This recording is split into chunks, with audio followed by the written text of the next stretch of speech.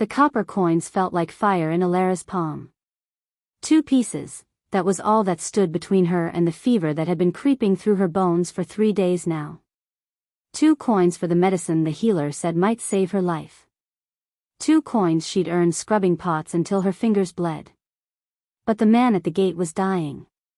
She could smell it on him, sickness and starvation wrapped in filthy rags that might have once been clothes. His hand shook as he reached toward passing wolves, and every single one of them stepped around him like he was already a corpse. Alara's wolf whispered warnings.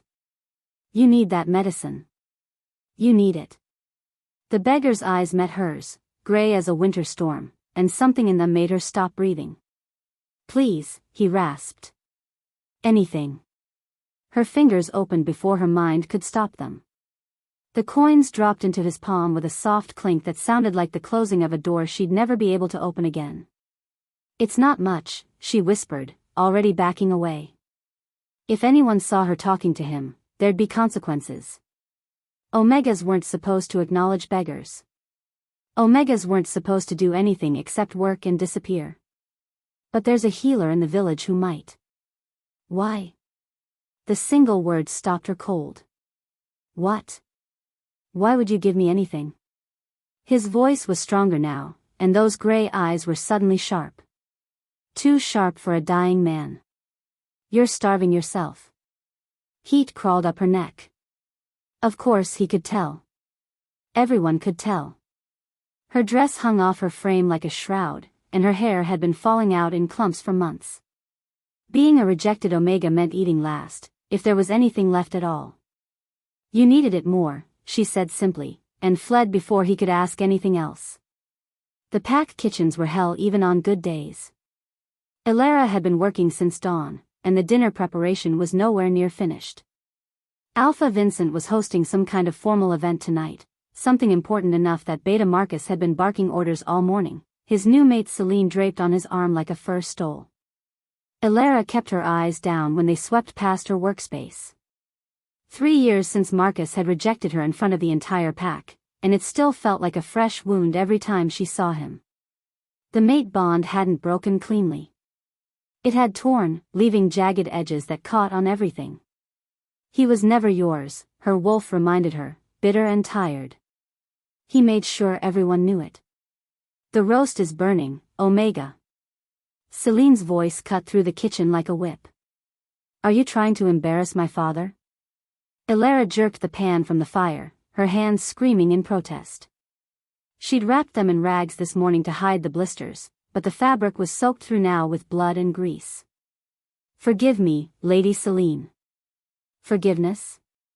Celine laughed, cruel and bright. She was beautiful, golden-haired and perfect, everything an Omega could never be.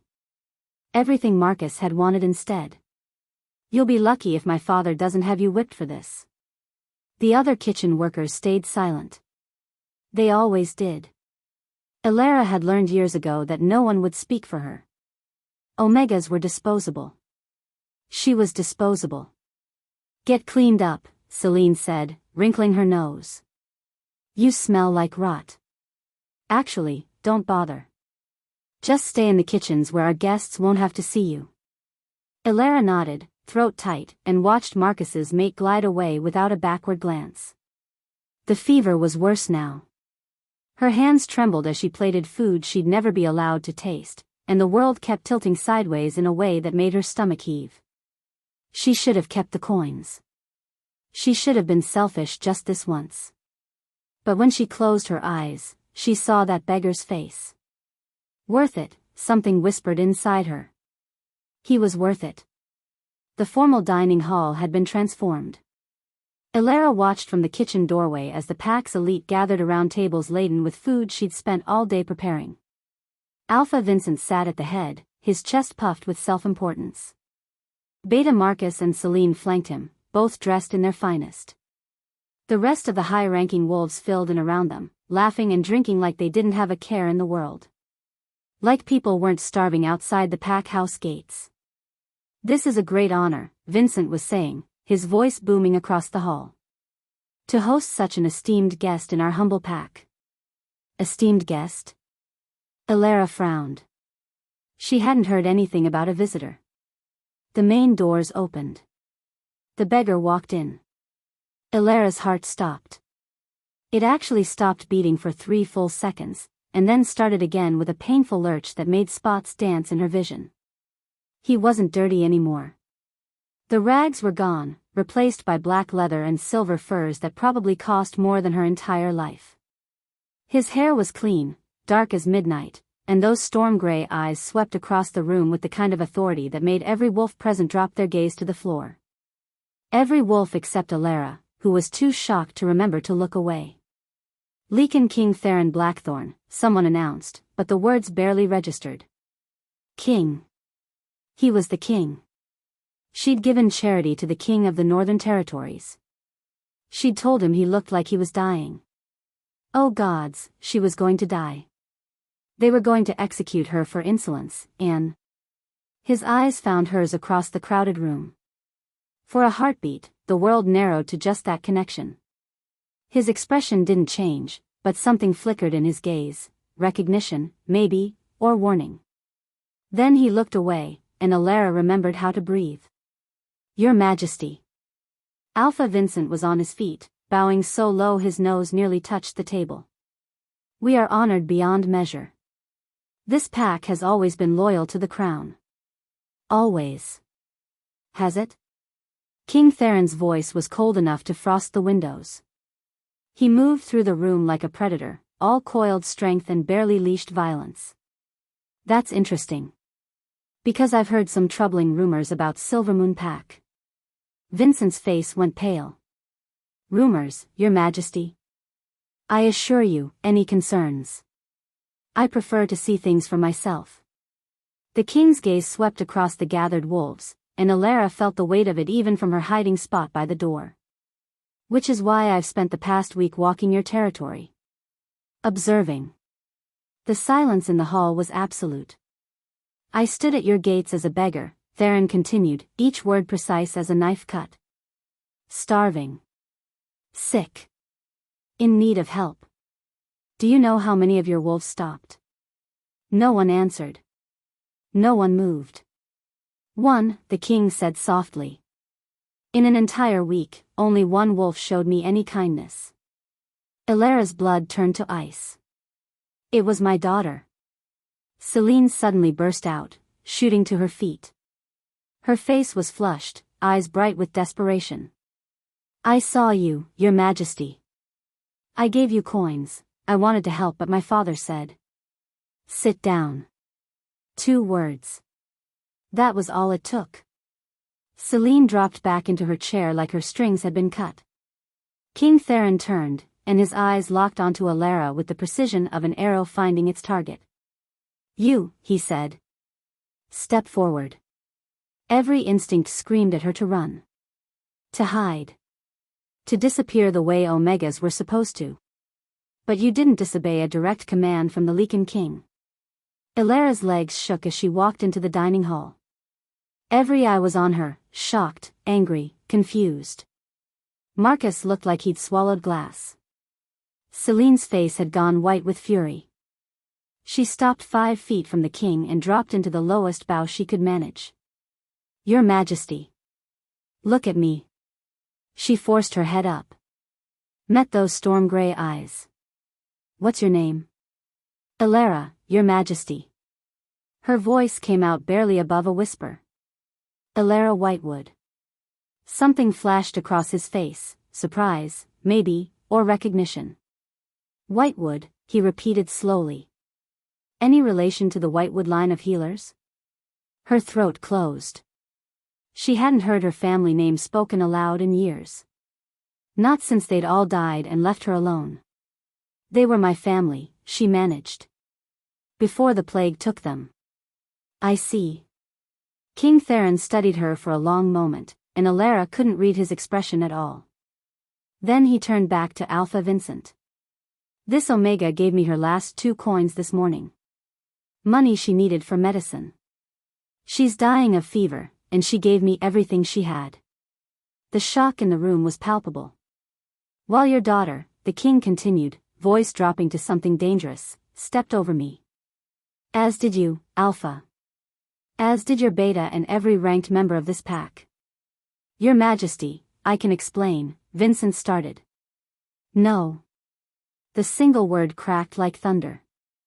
I don't want explanations. I want to know what kind of pack lets an Omega starve while the high ranks feast. I want to know why a wolf with healer blood is being worked to death in your kitchens.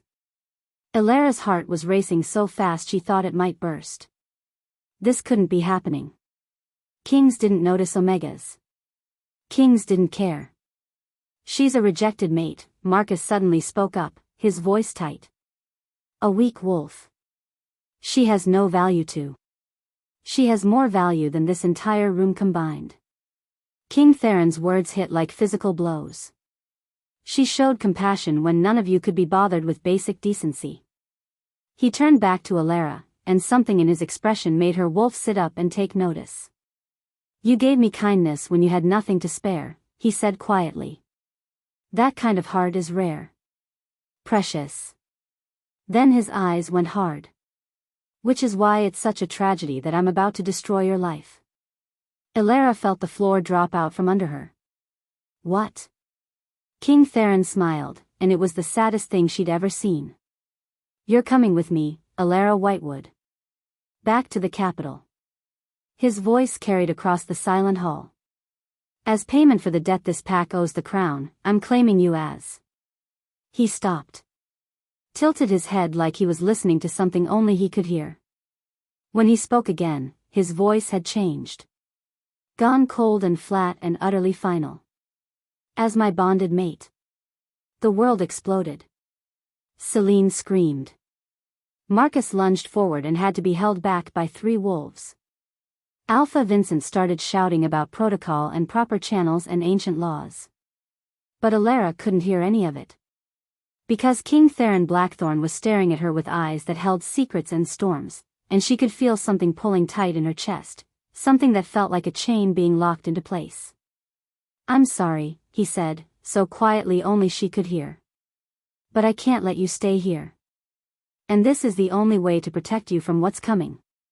What's coming? She whispered. His smile was grim. War, little Omega. I'm about to tear this pack apart from the inside, and anyone who showed me kindness will be the first they come for. He held out his hand. So you can come with me willingly, as my mate. Or you can stay here and die. Ilara looked at his outstretched hand. Looked at Marcus's furious face, at Celine's hatred, at Alpha Vincent's calculating expression. Thought about the beggar at the gate, and 2 copper coins, and the strange sense that her life had been leading to this exact moment. She reached out. Their hands touched. And the bond that snapped into place between them felt like destiny and damnation wrapped into one. Chapter 2. The bond felt like ice water in Ilara's veins. It wasn't the warm, golden connection she'd imagined mate bonds would be, back when she'd been naive enough to believe Marcus might actually want her. This was something else entirely. Cold and sharp and ancient, like touching a blade that had been buried in snow for 1,000 years. King Theron's hand tightened around hers for just a moment, and she saw something flicker behind his eyes. Pain, maybe. Or regret. Then he released her and turned back to the stunned assembly. However, he said, and his voice cut through the chaos like a knife through silk, I find myself uncertain. The room went silent again. Ilara's heart, which had just started beating normally, stuttered to a confused halt. Uncertain, Your Majesty. Alpha Vincent's voice was careful, probing. She could practically see the gears turning in his head, looking for an advantage. I've traveled far, Theron said smoothly. I'm tired. Perhaps my judgment is clouded by the road. His eyes swept across the room, cold and assessing. It would be unwise to make such an important decision in haste. Ilara felt the bond between them pulse once, a warning, or maybe an apology. Therefore, I will remain here for 1 month, the king continued. I will observe this pack. Learn its ways. Discover who among you possesses true honor and loyalty to the crown. He paused, letting the weight of his words settle over them like a heavy cloak. And before the blood moon rises 4 weeks from tonight, I will choose my Luna. The explosion of sound was immediate. She-wolves started talking over each other, their voices high with excitement and barely concealed ambition. Unmated females who'd been lounging in boredom moments ago were suddenly sitting straight, eyes bright with possibility. Even some of the mated wolves looked interested, though they tried to hide it. A Lycan king didn't take a mate lightly. Whoever he chose would become the most powerful female in the Northern Territories. She'd have wealth, status, protection, everything any wolf could want. Everything Alara had stopped dreaming about years ago. She stood frozen in the center of the hall, her hands still tingling from where he'd touched it, and watched the pack transform into a den of circling predators. "But your majesty," Celine was saying, her voice sugar-sweet and poisonous, "surely you don't mean to consider just anyone?" Her eyes cut to Alara with barely concealed venom. "Some wolves are more suitable than others." "Indeed." Theron's expression gave nothing away. "Which is why I'll be making my own assessments. Without interference." The last word came out hard enough to make Celine flinch. "I suggest you all return to your normal routines. Pretend I'm not here. Let me see who you truly are when you think no one important is watching." His gaze found Alara's across the room, held for just a heartbeat, then moved on. "Pretend I'm not here," she thought hysterically. "Right. Pretend the Lycan king isn't about to spend a month evaluating whether I'm worthy of being his mate." Except he'd already touched her. Already formed some kind of bond. So what was this really about? "You're all dismissed," Theron said. "Except you, Alpha Vincent. We need to discuss accommodations." The crowd began to disperse, but the energy had changed. Alara could feel eyes on her, some curious, some hostile, all calculating. She'd been invisible for 3 years. Now she was suddenly competition. She was going to die. If the fever didn't kill her, one of these ambitious she-wolves would. "Move, Omega." Someone shoved her aside, Kara, one of the pack's unmated warriors. "You're in the way." Alara stumbled, caught herself against a chair. Her vision swam, and she realized with distant concern that she was burning up. The fever had been getting worse all day, and the shock of the last hour had pushed her body past its limits. She needed to get back to the kitchens. Back to her small corner where she could collapse in private and hope she woke up in the morning. She made it 3 steps before Marcus blocked her path. "Alara." His voice was low, urgent. "We need to talk." "There's nothing to talk about, Beta." She kept her eyes down, tried to move around him. The formal title felt like ash in her mouth. Once upon a time, she'd called him by his name. Whispered it like a prayer. He grabbed her arm. "Don't do this. Don't play games with me." The touch sent pain lancing through the broken mate bond, and Alara gasped. Marcus jerked his hand back like she'd burned him, his face going white. "I'm not playing anything," she said quietly. "I'm trying to survive. Like always." "By letting him claim you?" Marcus's eyes were wild, desperate in a way she didn't understand. "Alara, you can't." "Marcus." Celine's voice cut between them like a whip crack. "Leave the Omega alone. She's not your concern anymore. Remember?" The reminder hit home. Marcus's face shuddered closed, and he stepped back. "Of course. Forgive me." Celine glided forward, her beauty somehow even more pronounced next to Alara's fevered exhaustion. She smiled, and it was the cruelest thing Alara had seen all night. "You must be so confused, poor thing," she cooed, loud enough for the wolves still lingering nearby to hear. "Being noticed by the king like that. But don't worry, he'll forget all about you once he meets some real she-wolves. Ones who aren't broken." The word broken landed like a physical blow.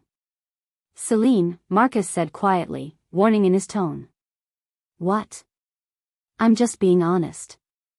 Celine's eyes glittered. "Everyone knows what you are, Alara. A weak Omega who couldn't even hold on to a Beta. Did you really think a king would want you?" Alara's wolf snarled inside her chest, but she pushed it down. Getting into a fight with the Alpha's daughter would only make things worse. No, she said softly. I don't think that at all. Because she didn't. Whatever game King Theron was playing, it wasn't about wanting her. She'd been a convenient pawn, a way to shame the pack and establish his authority. In a month, he'd choose someone suitable and beautiful and strong, and Alara would go back to being invisible. If she survived that long. Good, Celine said. Then we understand each other. Now run along back to your kitchens, Omega. And stay out of the king's sight. Wouldn't want him to see what a pathetic choice you'd actually be. Alara bowed, because that's what Omegas did, and fled. She made it halfway across the courtyard before her legs gave out. The world tilted sideways, and suddenly she was on her hands and knees in the dirt, her breath coming in short gasps that didn't seem to bring any air. The fever was burning through her like wildfire now, and her vision kept going dark at the edges. Get up, her wolf demanded. Get up before someone sees you like this. But her body wouldn't cooperate. She was so tired. So cold despite the fire in her blood. Found you. Alara's head jerked up. King Theron stood a few feet away, hands in his pockets, expression unreadable in the moonlight. Your Majesty. She tried to stand, failed, settled for sitting back on her heels. I apologize. I was just collapsing from fever because you gave your medicine money to a beggar? He moved closer, and Alara could feel the power rolling off him in waves. Not threatening, exactly, but undeniable. This was a predator who ruled an entire territory. Yes, I figured. He crouched down in front of her, bringing them eye to eye. This close, she could see gold flecks in his gray irises. Could smell cedar and winter on his skin. Why did you do it? He asked quietly. The truth this time. Not the easy answer. Alara's fever-rattled brain struggled to form words. I don't understand. You were dying. Are dying. His gaze swept over her, clinical and assessing. You knew you needed that money. So why give it away? Because you needed it more. The answer came automatically, pulled from some deep part of her that was too sick to lie. But I didn't. Theron tilted his head. I was testing the pack. I had gold in my pockets the entire time. Your coins meant nothing to me. The words should have hurt. Should have made her feel foolish. But Alara just shook her head. They meant something to you, she said. Maybe not the coins. But someone stopping. Someone seeing you. That meant something, or you wouldn't have revealed yourself tonight. Silence stretched between them. Then Theron laughed, quiet and surprised.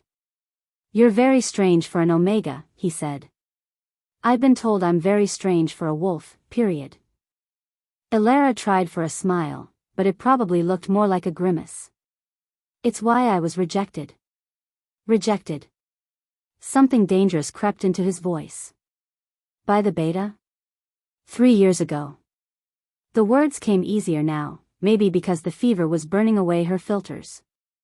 Or maybe because she was too tired to care anymore. He said I was too weak to produce strong heirs.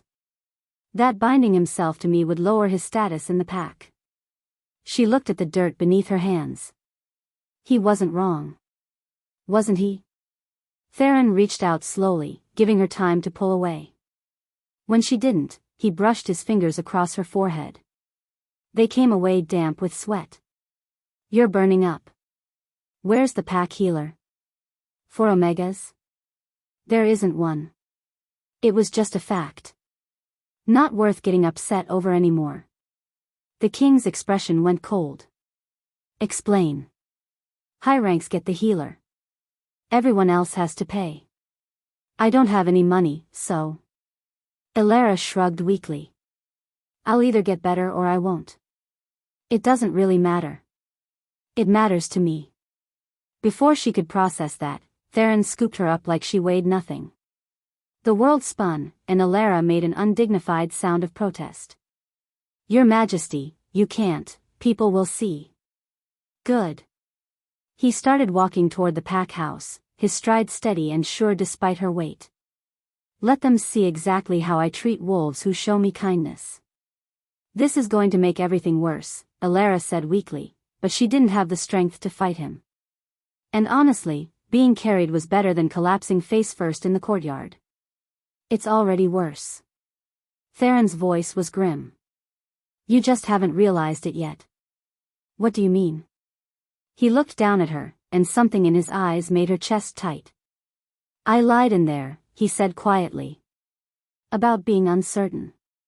About needing time to choose. Alara's heart stopped. Why? Because the moment I touched your hand, the bond snapped into place completely. Permanently. His jaw clenched. You're my true mate, Alara Whitewood. And I just painted a target on your back by announcing I'd be choosing Aluna. The world seemed to tilt again, but this time it had nothing to do with fever. That's impossible, she whispered. True mates are rare. They don't just. They do when the moon goddess has a sense of humor. Theron's smile was bitter. I came here to root out corruption. Instead, I found you. A dying Omega who gave her last coins to a king in disguise, and happened to be my God's damned soulmate. Alara's mind was reeling. But then why not just claim me? Why the month-long test? Because I need to destroy this pack's leadership structure, he said bluntly. Your alpha is corrupt. His daughter is cruel. And that beta of yours has been embezzling from pack funds for years. I have evidence. He pushed through a door with his shoulder, carrying her into what looked like a guest wing. But if I move against them too quickly, the other packs will say I acted rashly. That I let personal feelings cloud my judgment. So you're using me as bait, Alara said slowly. I'm protecting you while I do what needs to be done. Theron set her down on a bed, an actual bed with soft blankets and pillows that weren't stuffed with straw. For the next month, every unmated she-wolf in this pack is going to compete for my attention. They'll be too busy trying to impress me to focus on hurting you. That's the stupidest plan I've ever heard. Alara's voice was getting weaker. The fever was pulling her under. They're going to hate me even more now. Probably. He pulled a blanket over her. Which is why I'll be keeping a very close eye on things. And why my guards will be stationed outside this room. Your guards? They're arriving tomorrow. Theron's hand brushed her hair back from her forehead, the gesture surprisingly gentle. Along with a healer who'll actually treat you. And new clothes that aren't held together with hope and thread. And food.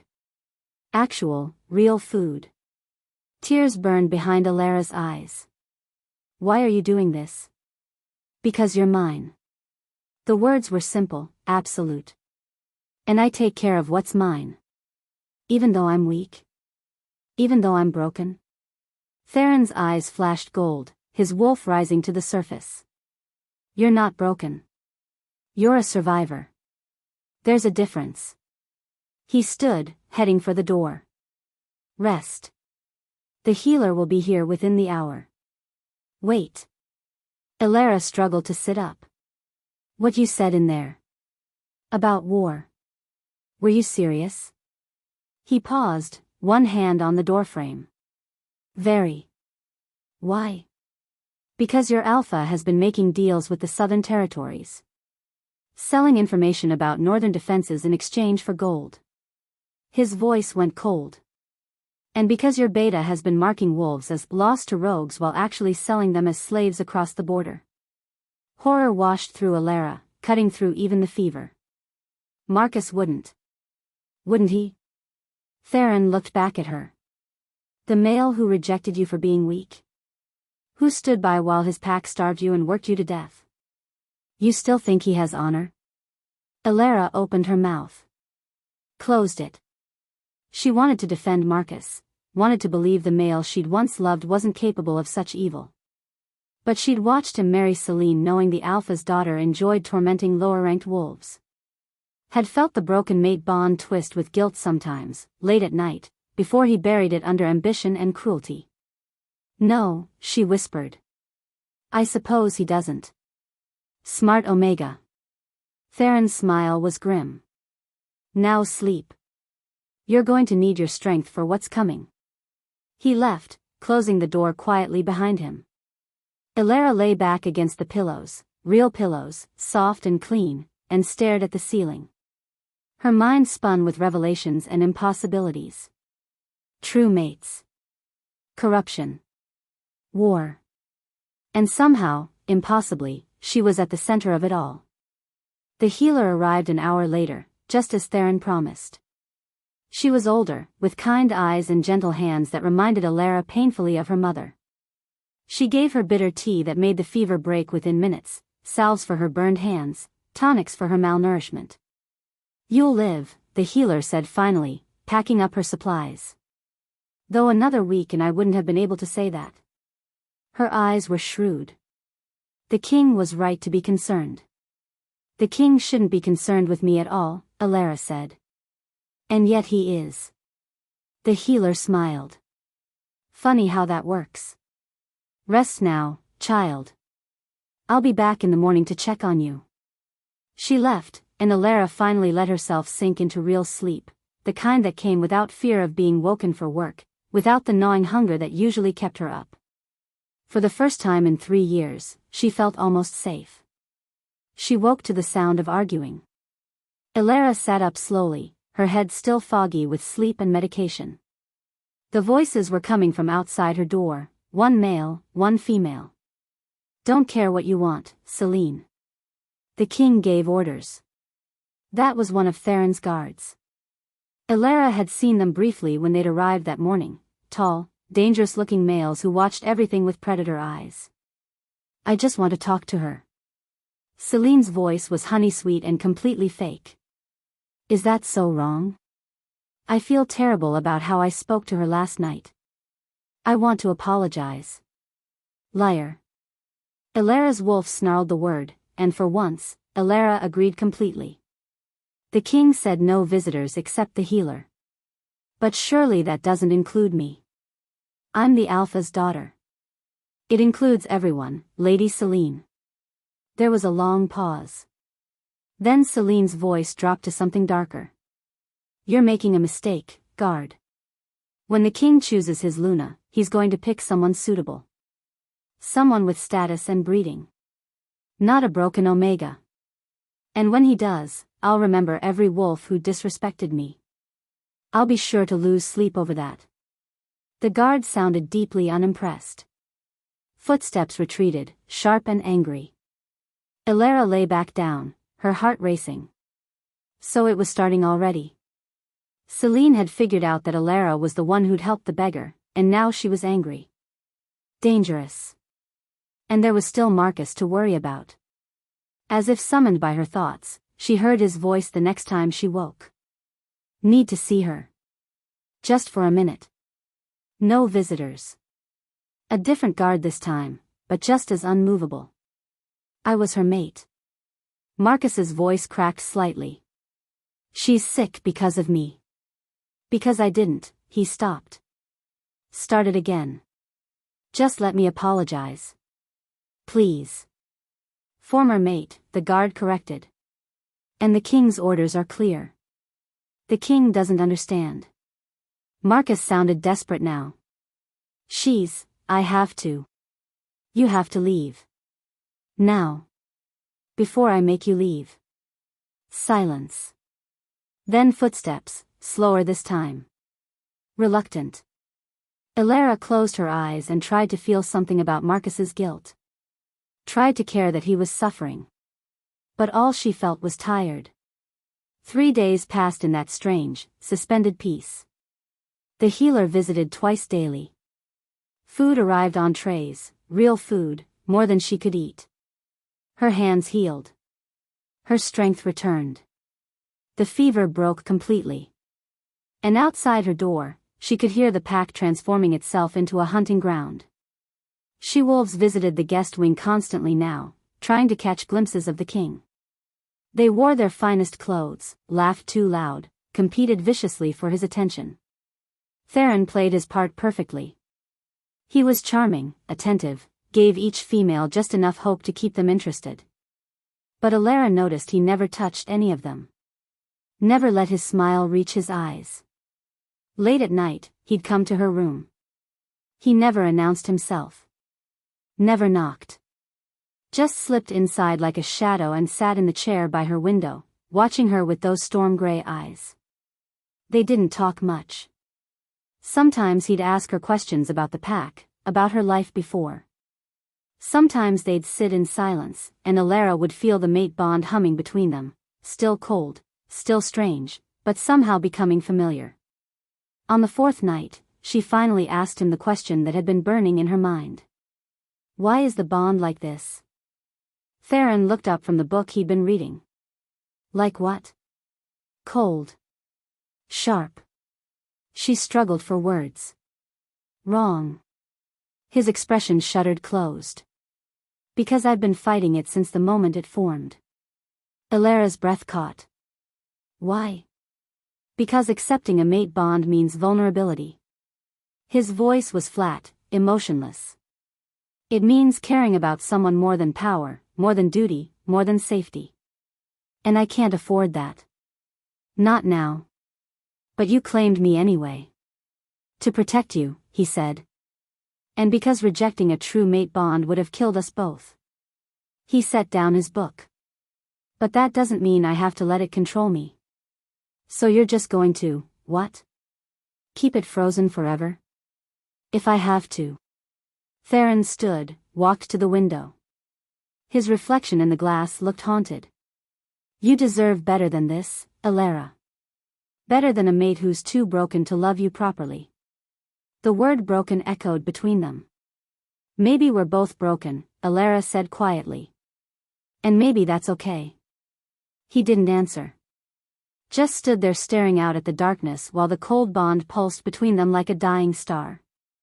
Eventually, he left without saying goodbye. And Alara lay in her too-soft bed, wondering how something that was supposed to be destiny could feel so much like a curse. On the morning of the fifth day, everything changed. Alara woke to the sound of her door crashing open. She sat up, heart racing, to find Celine standing in the doorway with Marcus behind her. The guards were gone. Hello, Omega, Celine said, her smile sharp as broken glass. Time for you and I to have that conversation. Chapter 3. 10 years ago. The forest had always been Alara's favorite place. She ran through it now, her human legs clumsy compared to the wolves around her, but her heart soaring anyway. Marcus was ahead, his brown wolf bounding over fallen logs with easy grace. He'd shifted for the first time 6 months ago, on his 18th birthday, and every run since had been him showing off. Alara didn't mind. She'd be shifting soon too, her birthday was only 3 weeks away. Then they'd run together as wolves, the way the moon goddess intended for mates. Because they were mates. Everyone knew it. Had known it since they were children playing in the pack gardens, since the first time their eyes met and something just clicked into place. The mate bond hadn't snapped yet, that only happened when both wolves were present, but the promise of it hung between them like golden thread. Marcus circled back, shifting mid-stride in that show-offy way young wolves did. He was grinning, sweat-slicked and beautiful in the dappled sunlight. Keep up, slow poke, he teased, reaching for her hand. Alara took it, let him pull her into a spin. 3 weeks. Then we'll see who's slow. 3 weeks, he agreed, and kissed her forehead. I can't wait to run with you. Really run with you. Me either. She leaned into him, breathed in his scent of pine and earth. It's going to be perfect, Marcus. Everything's going to be perfect. He held her tighter. Yeah. It is. Alara closed her eyes and believed him. 3 weeks later. She stood in the ceremonial circle, surrounded by her pack, and felt absolutely nothing. The moon was full overhead. The magic of the shift hung thick in the air, calling to every wolf present. Around the clearing, 18-year-olds were transforming, bones cracking and reshaping, screams of pain turning to howls of joy as their wolves finally emerged. But Alara remained stubbornly, impossibly human. "It's okay," the pack elder said quietly. She was a kind woman with silver in her hair. "Sometimes it takes a few minutes. Just breathe. Let your wolf come." Elara breathed. Reached for the part of herself that should have been there, the animal consciousness she'd felt stirring for months. Nothing. Silence. Empty space where her wolf should have been. "I don't understand," she whispered. "I felt her. I know she's there." "Try again," the elder urged. But there was worry in her eyes now. Elara tried. Tried until her body shook with effort, until tears streamed down her face, until the other new wolves had finished their transformations and were staring at her with confusion and pity. Marcus pushed through the crowd, still on two legs. He'd stayed human for her, she realized dimly. Hadn't wanted her to be alone. "Elara." He took her hands. "It's okay. We'll figure this out." "My wolf is gone," she said, and the words felt like dying. "Marcus, she's gone. I can feel it. Something's broken inside me." "No." His grip tightened. "No, you're not broken. Maybe you're just a late bloomer. Some wolves don't shift until they're 20, or even older." But the pack elder was shaking her head. "I'm sorry, child. I can sense these things, and your elder is right. Something is blocking your wolf. Without intervention, she may never emerge." The clearing went silent. "What kind of intervention?" Marcus demanded. "A healer. A powerful one." The elder's expression was grave. "And expensive. The kind of healing magic required for dormant wolves costs more than most families can afford." Elara's parents had died 2 years ago. The pack had absorbed their small savings to cover burial costs. She had nothing. No money, no resources, no way to afford the healing she needed. She looked at Marcus and saw the future crumbling in his eyes. "It'll be okay," he said, but his voice shook. "I'll figure something out. I promise." She wanted to believe him. She really did. 1 year later. "I'm sorry." 2 words. That's all it took to end everything. Elara stood in Alpha Vincent's office, her body numb, while Marcus spoke words that felt like they were coming from very far away. "I can't bond with you," he continued, not meeting her eyes. "The pack needs strong wolves. My position as beta requires," his voice cracked. "You have to understand. This isn't what I want." "Then don't do it." Elara's voice sounded strange to her own ears. Hollow. "Marcus, please. We can wait. Save money. Find a healer. It's been a year." Alpha Vincent cut in, his tone hard. "A year of waiting for a wolf that's never going to emerge. My son needs a proper mate. Someone who can strengthen our bloodline. Someone who can actually shift." "I can shift." The lie burst out of her. "I just need more time." "You're broken, girl." Vincent's eyes were cold. "And I won't let you drag Marcus down with you." She looked at Marcus then. Really looked at him. Saw the guilt and grief warring with ambition in his expression. Saw the moment ambition won.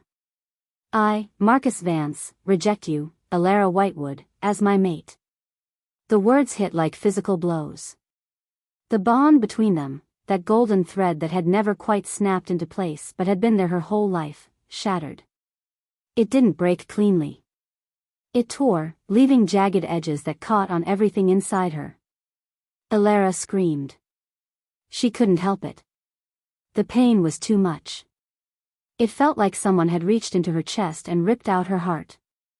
She could feel her wolf, buried so deep she could barely sense her, howling in agony. Then even that faded. The wolf went silent. And Elara was left alone in her own head for the first time in her life. When she finally stopped screaming, she found herself on the floor. Marcus was gone. Alpha Vincent was watching her with distaste. You'll work in the kitchens, he said. Until you can pay back your housing debt. If you cause any trouble, you'll be thrown out of the pack entirely. Understood? Elara nodded. She didn't trust her voice. Good. Now get out of my sight. She crawled to her feet and stumbled toward the door.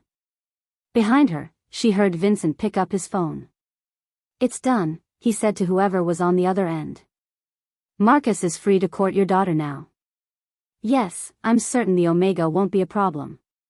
She's too broken to be a threat to anyone. Present day. Elara jerked awake, her face wet with tears. The memories always felt so real. Like she was living them again instead of just remembering. The pain of rejection had faded over 3 years, dulled to a constant ache instead of sharp agony. But in her dreams, it was always fresh. Sunlight streamed through her window. Morning, then. The 5th day of Theron's evaluation period. And Celine was standing in her doorway. Hello, Omega, she said, her smile sharp as broken glass. Time for you and I to have that conversation. Elara's heart kicked into overdrive. The guards were gone from outside her door. How had Celine gotten past them? Where was Theron? Marcus stood behind Celine, looking uncomfortable but not stopping her. Of course not. He never stopped her. What do you want? Elara forced herself to sit up straight, to meet Celine's eyes despite every instinct screaming at her to submit. What do I want? Celine laughed, cold and bright. I want you to understand your place. I want you to remember that you're nothing. A broken Omega playing dress-up in the king's guest room. The king put me here, Elara said carefully. If you have a problem with that. Oh, I have lots of problems with that. Celine moved into the room like a stalking cat. You see, I figured it out. You're the one who gave him money at the gate. You're the one he's protecting. I didn't know who he was. I don't care. Celine's voice went hard. All I care about is that you're in my way. The king should be looking at me. At suitable females. Instead, he's wasting his time and resources on you. Marcus shifted uncomfortably. Celine, maybe we should. Be quiet. She didn't even look at him. I'm handling this. Handling this. Elara's wolf stirred deep inside her, a faint presence she barely remembered feeling. 3 years of silence, and now something was waking up. What do you want from me? Elara asked. I want you to leave. Celine's smile was vicious. Tonight. During the full moon gathering. Slip away quietly, disappear into the forest, and never come back. Tell the king you couldn't handle the pressure. Tell him anything. I don't care. Just go. And if I don't? Then I'll make your life so unbearable you'll beg to leave. Celine leaned in close, her breath hot against Elara's face. I'll sabotage everything you do. Every task, every interaction. I'll make sure the king sees exactly how pathetic and useless you really are. And when he finally gets tired of you, and he will, I'll make sure you don't even have the kitchens to go back to. Fear tried to claw its way up Elara's throat, but she swallowed it down. The king won't. The king is evaluating all of us, Celine interrupted. You think he's going to choose a broken Omega over a proper she-wolf? You think he actually wants you? She laughed. You're a charity case, Elara. A test of the pack's compassion. Nothing more. The words hit harder than they should have. Because deep down, Elara had been thinking the same thing. Come on, Celine, Marcus said quietly. He still wouldn't look at Elara. We've said enough. Have we? Celine turned to him, eyes glittering. Or should we tell her about the other part of our plan? Elara's stomach dropped. What other part? Marcus's face went pale. Celine, don't. Why not? She should know what's coming. Celine's smile was triumphant now. See, my father has been talking to some of the other pack leaders. They're concerned about the king's instability. His obsession with a lowly Omega. They think perhaps he's not fit to rule the northern territories after all. That's treason, Alara breathed. That's politics. Celine shrugged. And when the king inevitably rejects you, because he will, we'll use that as evidence of his poor judgment. We'll have support from at least 3 other major packs. The council will have to intervene. You're going to get yourselves killed, Alara said. You have no idea what you're dealing with. The king isn't some weak. The king is a male blinded by a prophecy and his own guilt. Celine's voice was cold. And you're the perfect tool to exploit that. So thank you, Omega. For being exactly as pathetic as we needed you to be. She swept out of the room, leaving Marcus standing awkwardly in the doorway. Alara, he started. Get out. I'm sorry. I didn't know she was going to. Get out. Alara's voice shook. You don't get to apologize to me anymore, Marcus. You lost that right 3 years ago. He flinched. For a moment, she thought he might actually leave. Then he stepped fully into the room and closed the door. I never stopped caring about you, he said quietly. You rejected me. I was 19 years old and terrified. Marcus ran a hand through his hair. Vincent threatened to strip me of my beta position if I didn't comply. He said, he stopped. Started again. He said he'd make sure you were thrown out of the pack entirely. At least if I rejected you, you could stay. Work in the kitchens. Survive. How noble, Alara said flatly. It wasn't noble. It was cowardly. Marcus's eyes were haunted. I've regretted it every day since. But I can't undo it. The rejection bond is permanent. So why are you telling me this now? Because I need you to know that what Celine is planning, I didn't agree to it. He looked desperate now. The treason, the plots against the king. I didn't know about any of that until yesterday, and I've been trying to figure out how to warn. The door slammed open.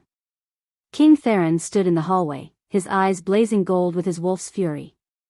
The 2 guards who should have been stationed outside were behind him, looking sheepish. We tried to stop them, Your Majesty, one said. But Lady Celine had a written order from Alpha Vincent claiming you'd given her permission to visit. Forged, clearly. Theron's gaze swept the room, taking in Marcus standing too close to Alara, Alara herself still in bed and clearly distressed. His expression went absolutely glacial. Everyone out. Now. The guards fled immediately. Marcus hesitated. I set out, Beta. Theron's voice could have cut glass. Marcus left, but not before shooting Alara one last desperate look. Then the door closed, and she was alone with her mate. The cold bond between them pulsed with his anger. Are you hurt? Theron asked, his voice carefully controlled. No. Just threatened. Alara tried for a smile. Standard Tuesday, really. It's Wednesday. Is it? She was babbling now, nervous energy making her mouth run. I've lost track. Days tend to blend together when you're... What did they want? The question cut through her rambling. Alara took a breath, forced herself to focus. Celine wants me to leave. Disappear before you choose your Luna. She saw no point in lying. She threatened to sabotage everything I do if I stay. Make sure you see me fail. Theron's jaw clenched. And Marcus? Warned me about a plot. Apparently, Alpha Vincent and some other pack leaders are planning to use me as evidence that you're unfit to rule. The words tumbled out. They're going to claim you're obsessed with an Omega, that your judgment is compromised. When you inevitably reject me, they'll petition the council to intervene. Silence. Then Theron laughed, cold and sharp. Bold of them to assume I'd reject you. Aren't you going to? The question slipped out before Alara could stop it. Eventually? When this month is over and you choose someone suitable? Theron crossed the room in 3 strides. Suddenly he was there, close enough that she could feel the heat of him, see the gold still flickering in his eyes. "What did I tell you?" he asked quietly. "The first night?" Alara's throat was dry. "That I'm your true mate. And? That you were fighting the bond." "Yes." His hand came up, hovering near her face but not quite touching. "Because accepting it would mean vulnerability. Would mean caring more about you than duty or power or safety." He paused. "Would mean eventually falling in love with you, and I can't afford that." The words should have hurt. Maybe they did. But Alara was too tired to feel it properly. "Why not?" "Because everyone I've ever loved has died."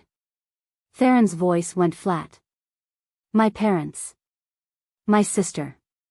My first beta who was like a brother to me.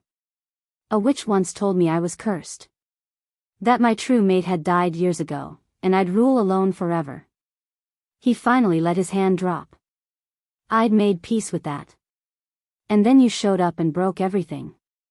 "I'm sorry," Alara said, because what else could she say? "Don't be." Theron stepped back, and the distance between them felt like a canyon.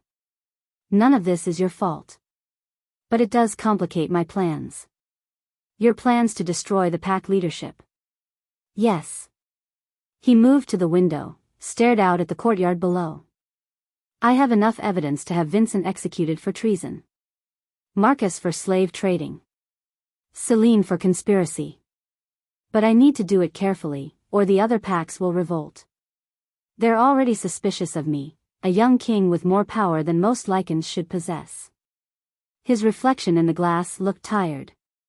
"If I move against an entire pack leadership structure because they mistreated my mate, they'll call it tyranny. So what do we do?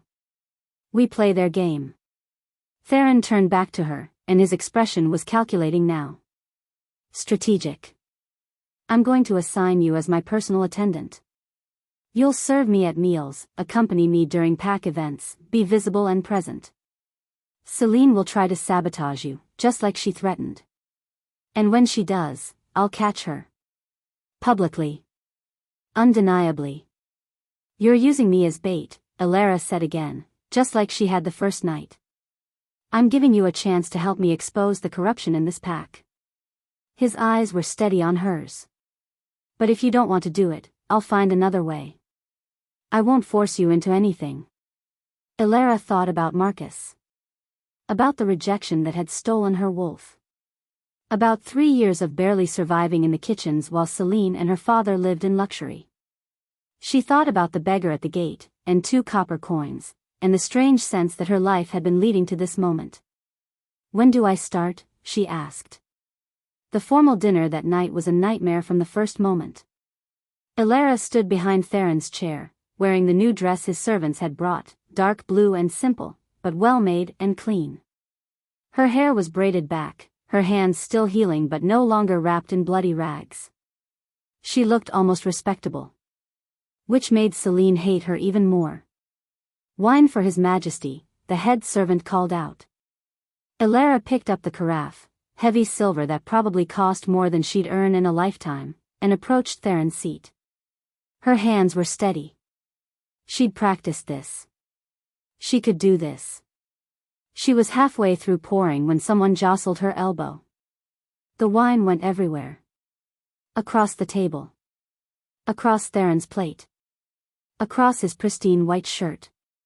The dining hall went absolutely silent. "Oh no," Celine gasped from her seat nearby. "Alara, how clumsy." "Your Majesty, I'm so sorry.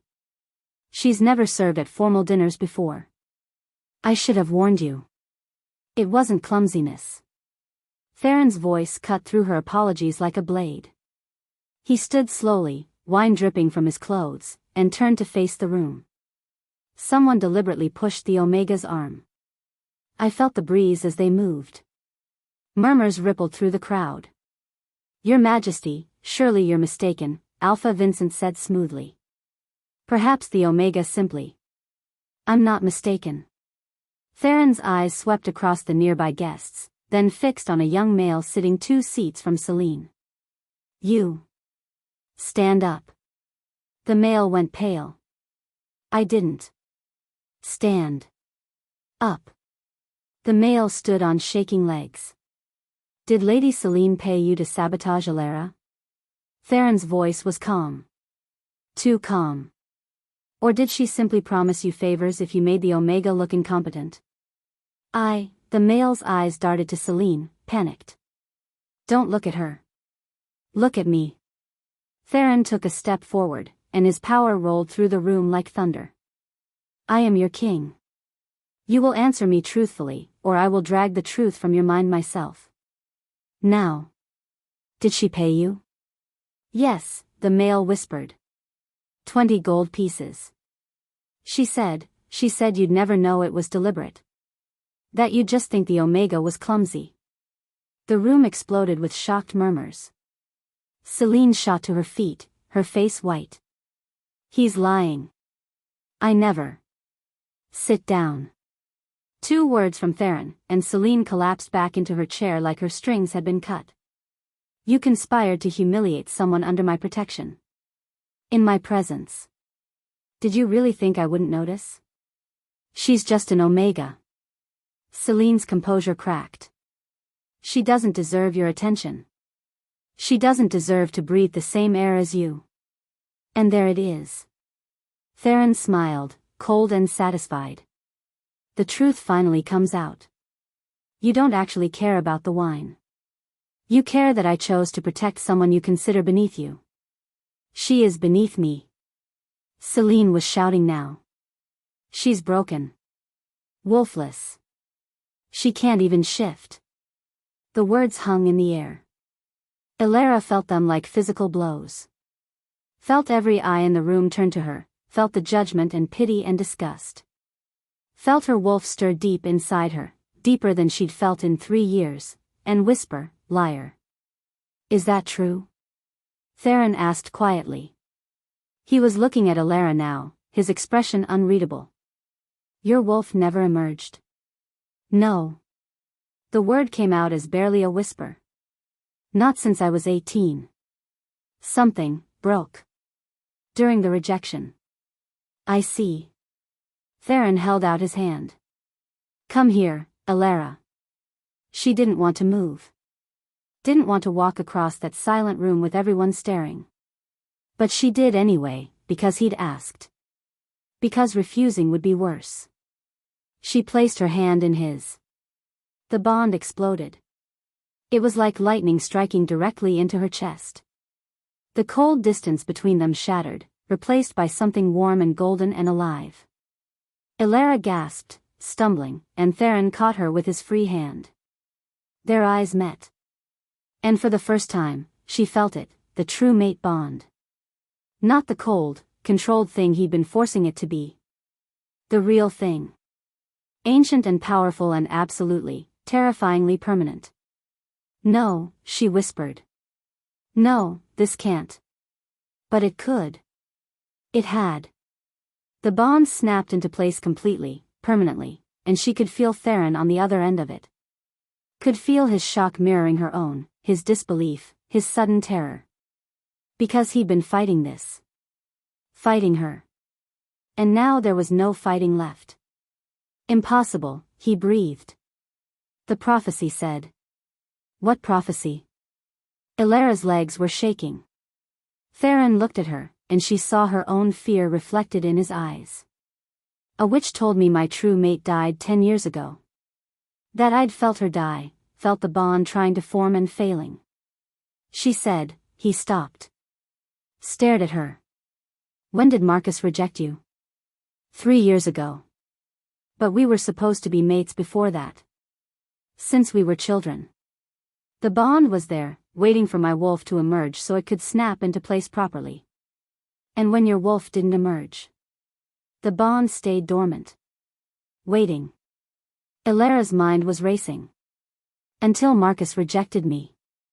Until it shattered. But you didn't die, Theron said slowly. You just went dormant. Your wolf retreated so deep it was like she didn't exist. And you felt it. Elara understood now, saw the pieces clicking into place. 10 years ago. You felt your mate's wolf disappear. Felt the bond fail before it could form.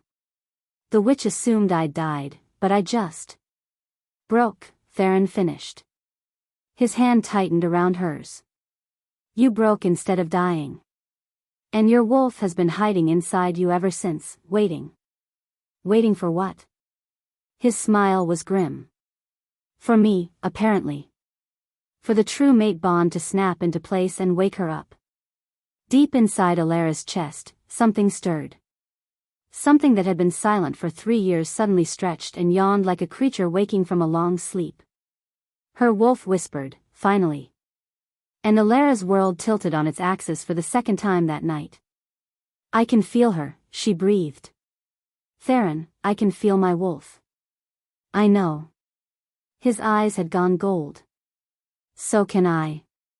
The dining hall was still silent.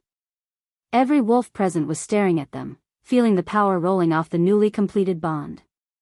Alpha Vincent looked like he'd swallowed glass. Marcus's face was gray. Celine was shaking with what looked like rage or terror or both. Well, Theron said finally, not looking away from Elara. I suppose my evaluation period is over. I've found my Luna. But the prophecy, Elara started, was wrong. Or I misunderstood it. Or the moon goddess has a sense of humor. He pulled her closer, and the bond between them sang. Either way, you're mine now. Completely. And I'm yours. For better or worse. Worse, Elara said with certainty. Definitely worse. Because they're going to try to kill me now. Probably. Theron's smile was sharp. Good thing I'm very hard to kill. And now, so are you. He kissed her. It was brief, chaste, nothing like the kisses in the romance stories Elara had read as a girl. But it sent lightning through the mate bond, woke her wolf up fully, and sealed their fate in front of the entire pack. When he pulled back, Elara was dizzy. What happens now? She whispered. Theron's eyes were blazing gold, his wolf fully present and absolutely furious. Now, he said, loud enough for everyone to hear, we deal with the wolves who tried to hurt my mate. Starting with you, Lady Celine. Guards, arrest her. And as Celine screamed and Marcus lunged forward and Alpha Vincent started shouting about rights and proper channels, Elara felt her wolf laugh for the first time in 3 years. Finally, she said again. Finally, someone fights for us. And Elara, standing in the ruins of her old life with a mate bond burning bright in her chest, could only agree. Chapter 4. The night air was cold against Elara's skin, but she barely felt it. She stood on the balcony of her room, not the guest quarters anymore but actual chambers in the royal wing that Theron had insisted she take after the bond snapped, and tried to make sense of what had happened. Her wolf was awake. After 3 years of silence, of emptiness so complete she'd forgotten what it felt like to be whole, her wolf was there. Stretched out inside her consciousness like she'd never left, like the years of dormancy had been nothing more than a long nap. You're angry, her wolf observed. I'm terrified, Elara whispered into the darkness. Why? We have our mate now. We're complete. We had a mate before. And he rejected us. Broke us. Her hands clenched on the balcony railing. What's to stop Theron from doing the same thing? He won't. You don't know that. I know him. Her wolf's presence was warm, certain. I can feel him through the bond. He's scared too. But he won't reject us. Elara wanted to believe that. Wanted it so badly her chest ached with the force of it. But 3 years of surviving had taught her that hope was dangerous. Hope got you hurt. Behind her, the door opened quietly. She didn't need to turn around to know who it was. The mate bond told her, sang through her veins with recognition and relief and a dozen other emotions she didn't want to name. You should be sleeping, Theron said. His voice was rough, tired. So should you. Can't. She heard him move closer, felt the warmth of him at her back. Every time I close my eyes, I see that witch's face. Hear her telling me my mate was dead. That I'd felt her die 10 years ago. A pause. I mourned you, Alara. For a decade, I mourned someone I'd never met. The confession hit her like a fist to the chest. She turned to face him. He looked exhausted. His shirt was still stained with wine from the dinner, his hair mussed like he'd been running his hands through it. The gold in his eyes had faded, but she could still see his wolf lurking just beneath the surface. I'm sorry, she said. For what? Not actually dying? His laugh was bitter. Don't apologize for surviving, Alara. Even if it was the most painful kind of survival. She looked at him, really looked. Saw the lines of stress around his eyes, the tension in his shoulders. Saw a king carrying the weight of an entire territory and trying not to collapse under it. What happens now? She asked quietly. Now? Theron's expression went carefully blank. Now I have to figure out how to protect you from the political nightmare I just created. Darius is arriving tomorrow morning with the rest of my royal guard. He's going to have opinions about all of this. Darius? My beta. My best friend. And the only person alive who'll tell me when I'm being an idiot. He ran a hand through his hair, making it stand up even more. He's going to take one look at you and me and lose his mind. Because I'm an Omega. Because you're an Omega with a broken wolf who I just publicly claimed in front of a pack I'm supposed to be evaluating objectively. Theron's voice was flat. The other alphas are going to call it weakness. They're going to say I let emotion cloud my judgment. That I'm not fit to rule. Fear spiked through her. Then unclaim me. Tell them you made a mistake. That the bond was false or... No. The word came out hard as iron. I'm not rejecting you, Alara. Not now. Not ever. Even if it costs you your throne? His eyes met hers, and they were burning with something fierce and unbreakable. Even then. The words hung between them, heavy with promise and danger. Alara's wolf preened. See? I told you. But Alara's human side, the part that had learned to survive by being careful and small and invisible, whispered warnings. Your kingdom expects a strong Luna, she said. Someone with power and status. Not a broken Omega who can barely feel her wolf. Your wolf isn't broken anymore. Theron stepped closer, and she could feel the heat of him, the pull of the bond urging her to close the distance. I can feel her, Alara. She's there. Strong and whole and angry at the world for what it did to you. Damn right I'm angry, her wolf snarled. But will she shift? The question that had been haunting her since the bond snapped. Or is she just awake? Because if I can't shift, if I'm still trapped in this human body, then we'll figure it out. His hand came up, tucked a strand of hair behind her ear. The casual intimacy of the gesture made her breath catch. Together. That's what mates do, right? Figure things out together? Alara's eyes burned. She blinked hard, refusing to cry. I don't know how to do this, she whispered. I don't know how to be someone's mate. Last time I tried, it ended with me on the kitchen floor screaming while my wolf died inside me. Last time, you had a weak male who chose ambition over you. Theron's voice went cold. I'm not him, Alara. And I'm not going to let anyone hurt you again. Not the pack. Not the kingdom. Not even me. You can't promise that. Watch me. He kissed her. It was nothing like the brief, public kiss in the dining hall. This was deeper, desperate, full of 3 years of her grief and 10 years of his. His hands came up to cup her face, and she felt the mate bond flare between them, warm now instead of cold, alive instead of frozen. Her wolf howled with joy. When they finally broke apart, both breathing hard, Theron rested his forehead against hers. I'm going to protect you, he said quietly. But I need you to trust me. Even when it looks like I'm pushing you away. even when I have to maintain distance in public. Can you do that? I don't know, Alara said honestly. Trust doesn't come easy anymore. Then we'll work on it. He pulled back, and she immediately missed his warmth. Starting tomorrow. When Darius gets here and tries to talk sense into me. What if he's right? What if claiming me was a mistake? Theron's smile was sharp. Then it's my mistake to make. I'm the king. And I choose you.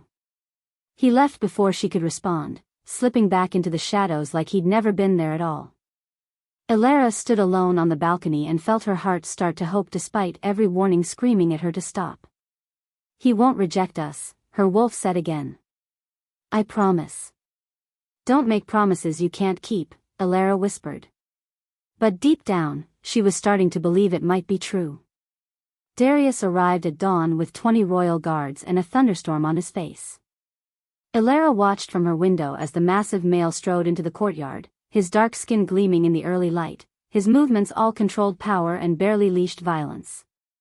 He was bigger than Theron, broader through the shoulders, taller by at least 3 inches. His wolf was probably enormous.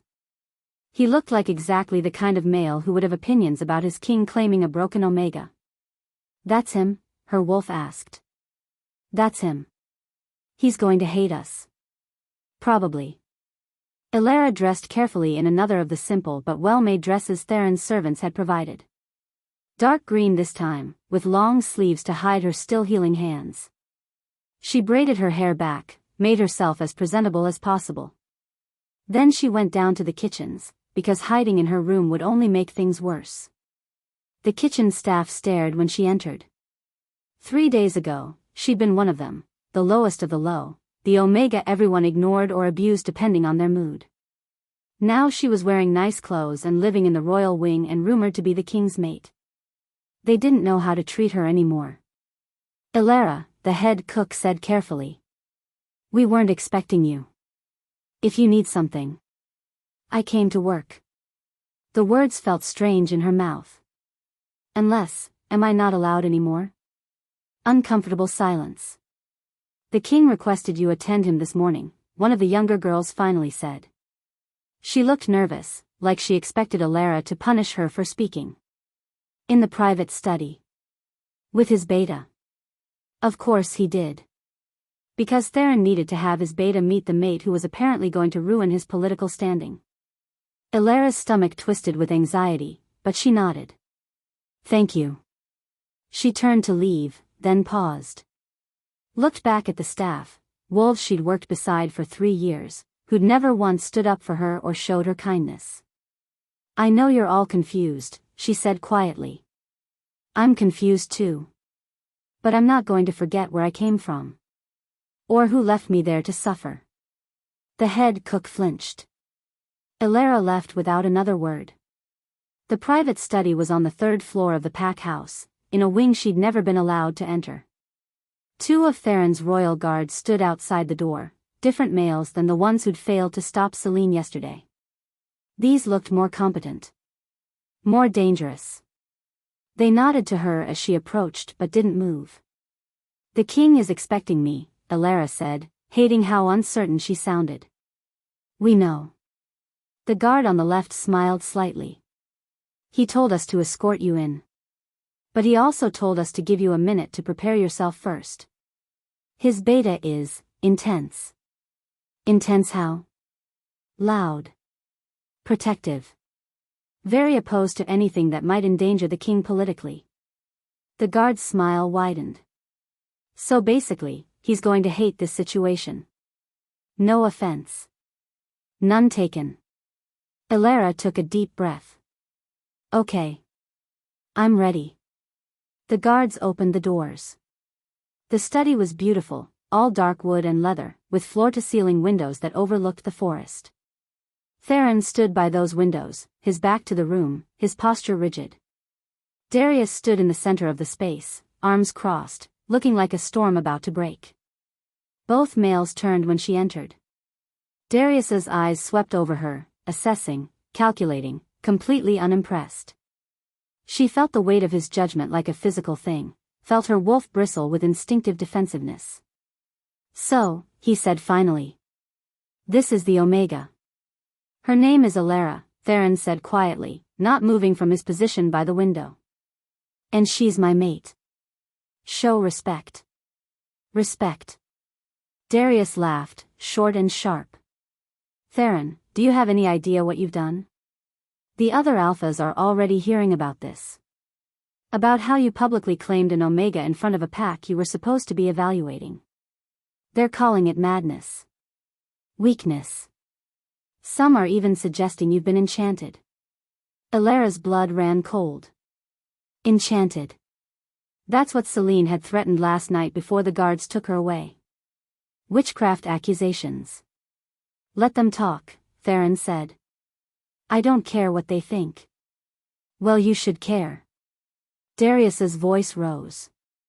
Because 3 of the major alphas have already sent messages asking if you're fit to rule. They're questioning your judgment. Your stability. He gestured at Alara. All because you couldn't keep your wolf under control for 1 more month. My wolf found his mate. Theron's voice was cold. What was I supposed to do? Ignore the bond? Yes. Darius ran a hand over his face. Yes, that's exactly what you should have done. At least publicly. You could have courted her in secret, claimed her after the evaluation period ended. But instead, you announced it in front of the entire pack like some lovesick pup. The words hit like slaps. Alara felt herself shrinking, felt the old instincts to make herself small and invisible kicking in. Don't, her wolf snarled.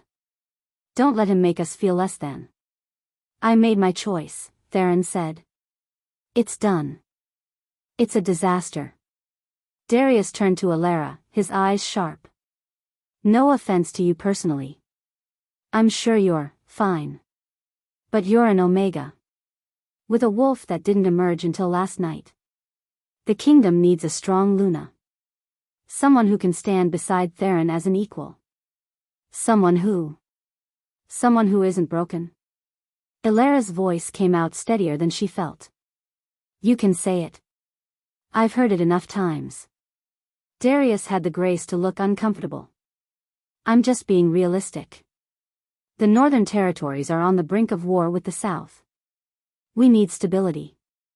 Strength. A Luna who can command respect from the other packs.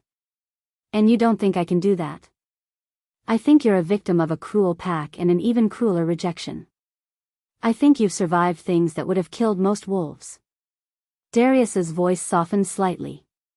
But survival isn't the same as leadership. And leadership is what Theron needs right now. The words were kind, almost gentle.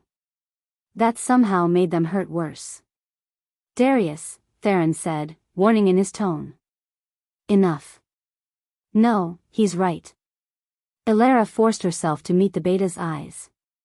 I'm not strong. I'm not powerful. I can barely feel my wolf most days, and I have no idea if I'll ever be able to shift.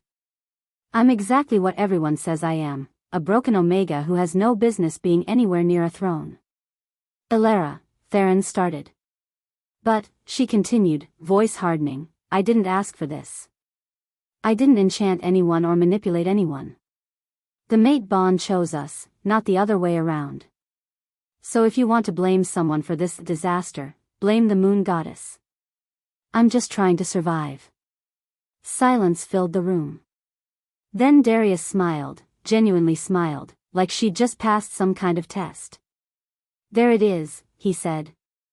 The spine. I was wondering if you had one. Alara blinked. What?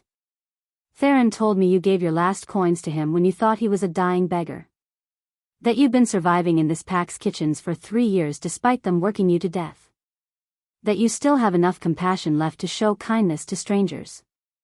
Darius's expression was approving now. But I needed to see if you had any fight in you. Any fire. Because a Luna needs to be able to stand up to powerful males like me and tell them when they're being idiots. So that was a test? Anger sparked in Alara's chest. You deliberately tried to make me feel worthless to see how I'd react? Yes. That's cruel. That's politics. Darius shrugged. And if you're going to be Luna, you need to get used to wolves testing you. Pushing you. Trying to find your weaknesses so they can exploit them. What I just did. That's mild compared to what the other alphas will throw at you. Elara looked at Theron. He was watching her with an expression she couldn't quite read, pride, maybe, mixed with concern. Is he always like this? She asked. Unfortunately. Theron finally moved away from the window, crossing to stand beside her.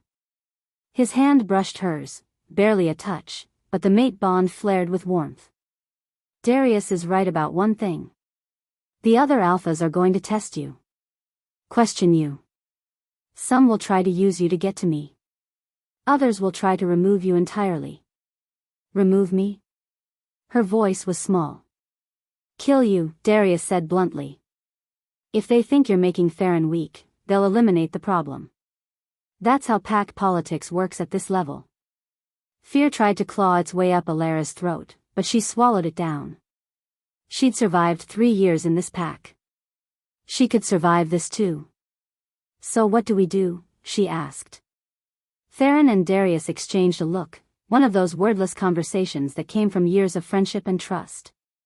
We play it carefully, Theron said finally. In public, I maintain some distance. Continue evaluating the pack like I planned. Give the other alphas time to see that I'm still rational. Still in control. But in private? Elara asked. His eyes met hers, warm with promise. In private, I court you properly. Learn everything about you. And help you find a way to shift, because I refuse to believe your wolf is permanently broken. And if she is? Then we adapt. Theron's hand found hers, laced their fingers together. The mate bond sang. I told you last night, I'm not rejecting you, Elara. No matter what the political cost. Even if it means civil war? Darius asked quietly. Even then. The beta sighed heavily. You're going to be the death of me, you know that? Probably. Theron smiled, and it was the first real smile Elara had seen from him. But at least you'll die knowing your king actually loved someone. Darius's expression softened. Yeah. I guess there's that. He turned to Elara, and his eyes were kind now. I'm sorry for testing you like that. And I'm sorry for what's coming. But for what it's worth. You handled yourself well. Maybe there's a Luna in you after all. Maybe, Elara said quietly. Or maybe I'll just keep surviving until I figure it out. Good enough. Darius headed for the door, then paused. Oh, and Theron? Alpha Vincent is requesting an audience. Says he has evidence of witchcraft being practiced in the pack. 3 guesses who he's planning to accuse. Elara's blood turned to ice. Theron's expression went glacial. Tell him I'll see him this afternoon. And have the dungeons prepared. We're going to need them. After Darius left, the silence in the study felt heavy. They're really going to accuse me of witchcraft, Elara said numbly. They're going to try. Theron pulled her closer, wrapped his arms around her. The embrace was warm, solid, real. But I won't let them succeed. I promise you that. You can't promise that, she whispered into his chest.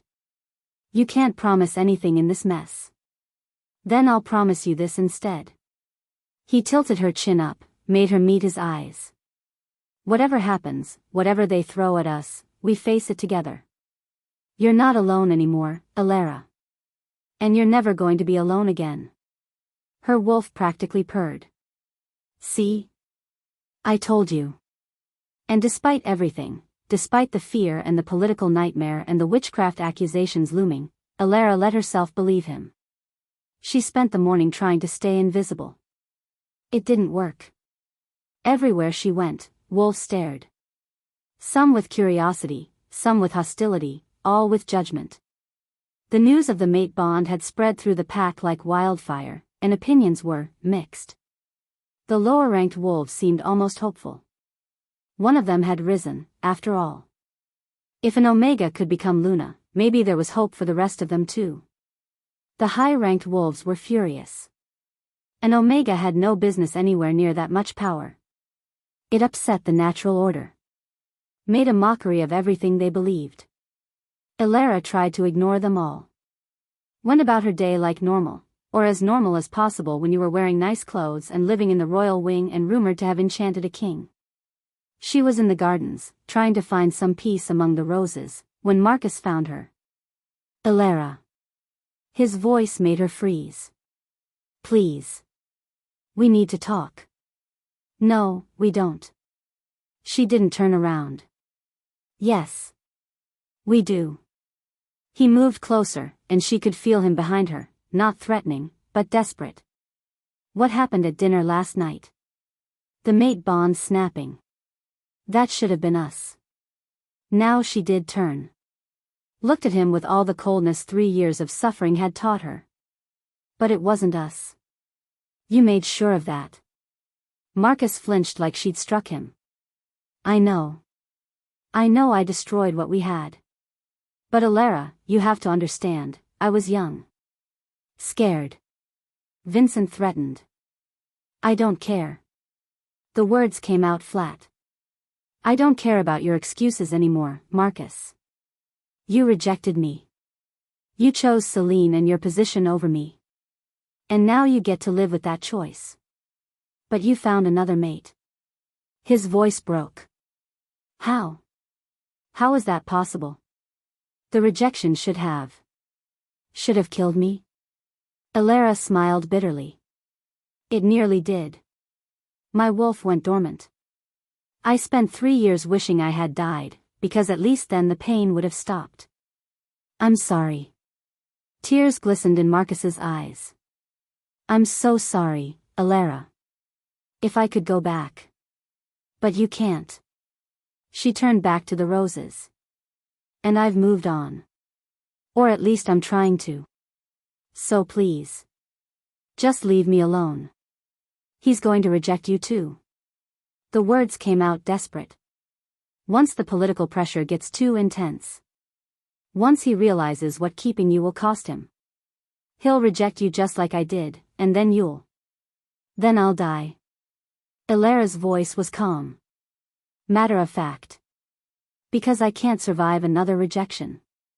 My wolf barely survived the first one. A second would kill us both. So end it now. Marcus grabbed her arm, spun her to face him. Before you get hurt. Before he breaks you worse than I did. Just run, Elara. Disappear. I'll help you. I'll. Let go of her. Theron's voice cut through the garden like a blade. Marcus jerked back, his face going white. The king stood at the garden entrance, Darius beside him, both males radiating barely controlled violence. Your Majesty, Marcus stammered. I was just touching my mate without permission. Theron moved forward, smooth and dangerous as a stalking cat.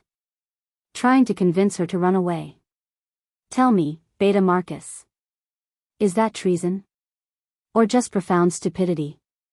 I didn't mean, Marcus looked at Elara, desperate.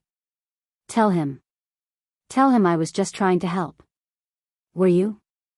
Elara asked quietly. Or were you trying to sabotage this because you can't stand seeing me with someone else? The accusation hit home. Marcus's face crumpled. I made a mistake, he whispered. The biggest mistake of my life. And now I have to watch you with him, feel the broken bond between us every time I see you happy, and know that I'm the one who destroyed everything. Despite everything, Elara felt a flicker of pity. Yes, she said. You do. That's what living with consequences means, Marcus. You chose your path. Now walk it. She moved past him, toward Theron. The king's hand found hers immediately, warm and solid and real. Come on, he said quietly. Vincent is waiting. Let's go deal with his witchcraft accusations. They left Marcus standing alone in the garden, surrounded by roses and regret. Alpha Vincent's office smelled like old cigars and desperation. He sat behind his massive desk, Celine beside him looking furious and terrified in equal measure. 3 pack elders flanked them, witnesses, probably, or maybe just moral support. Your Majesty.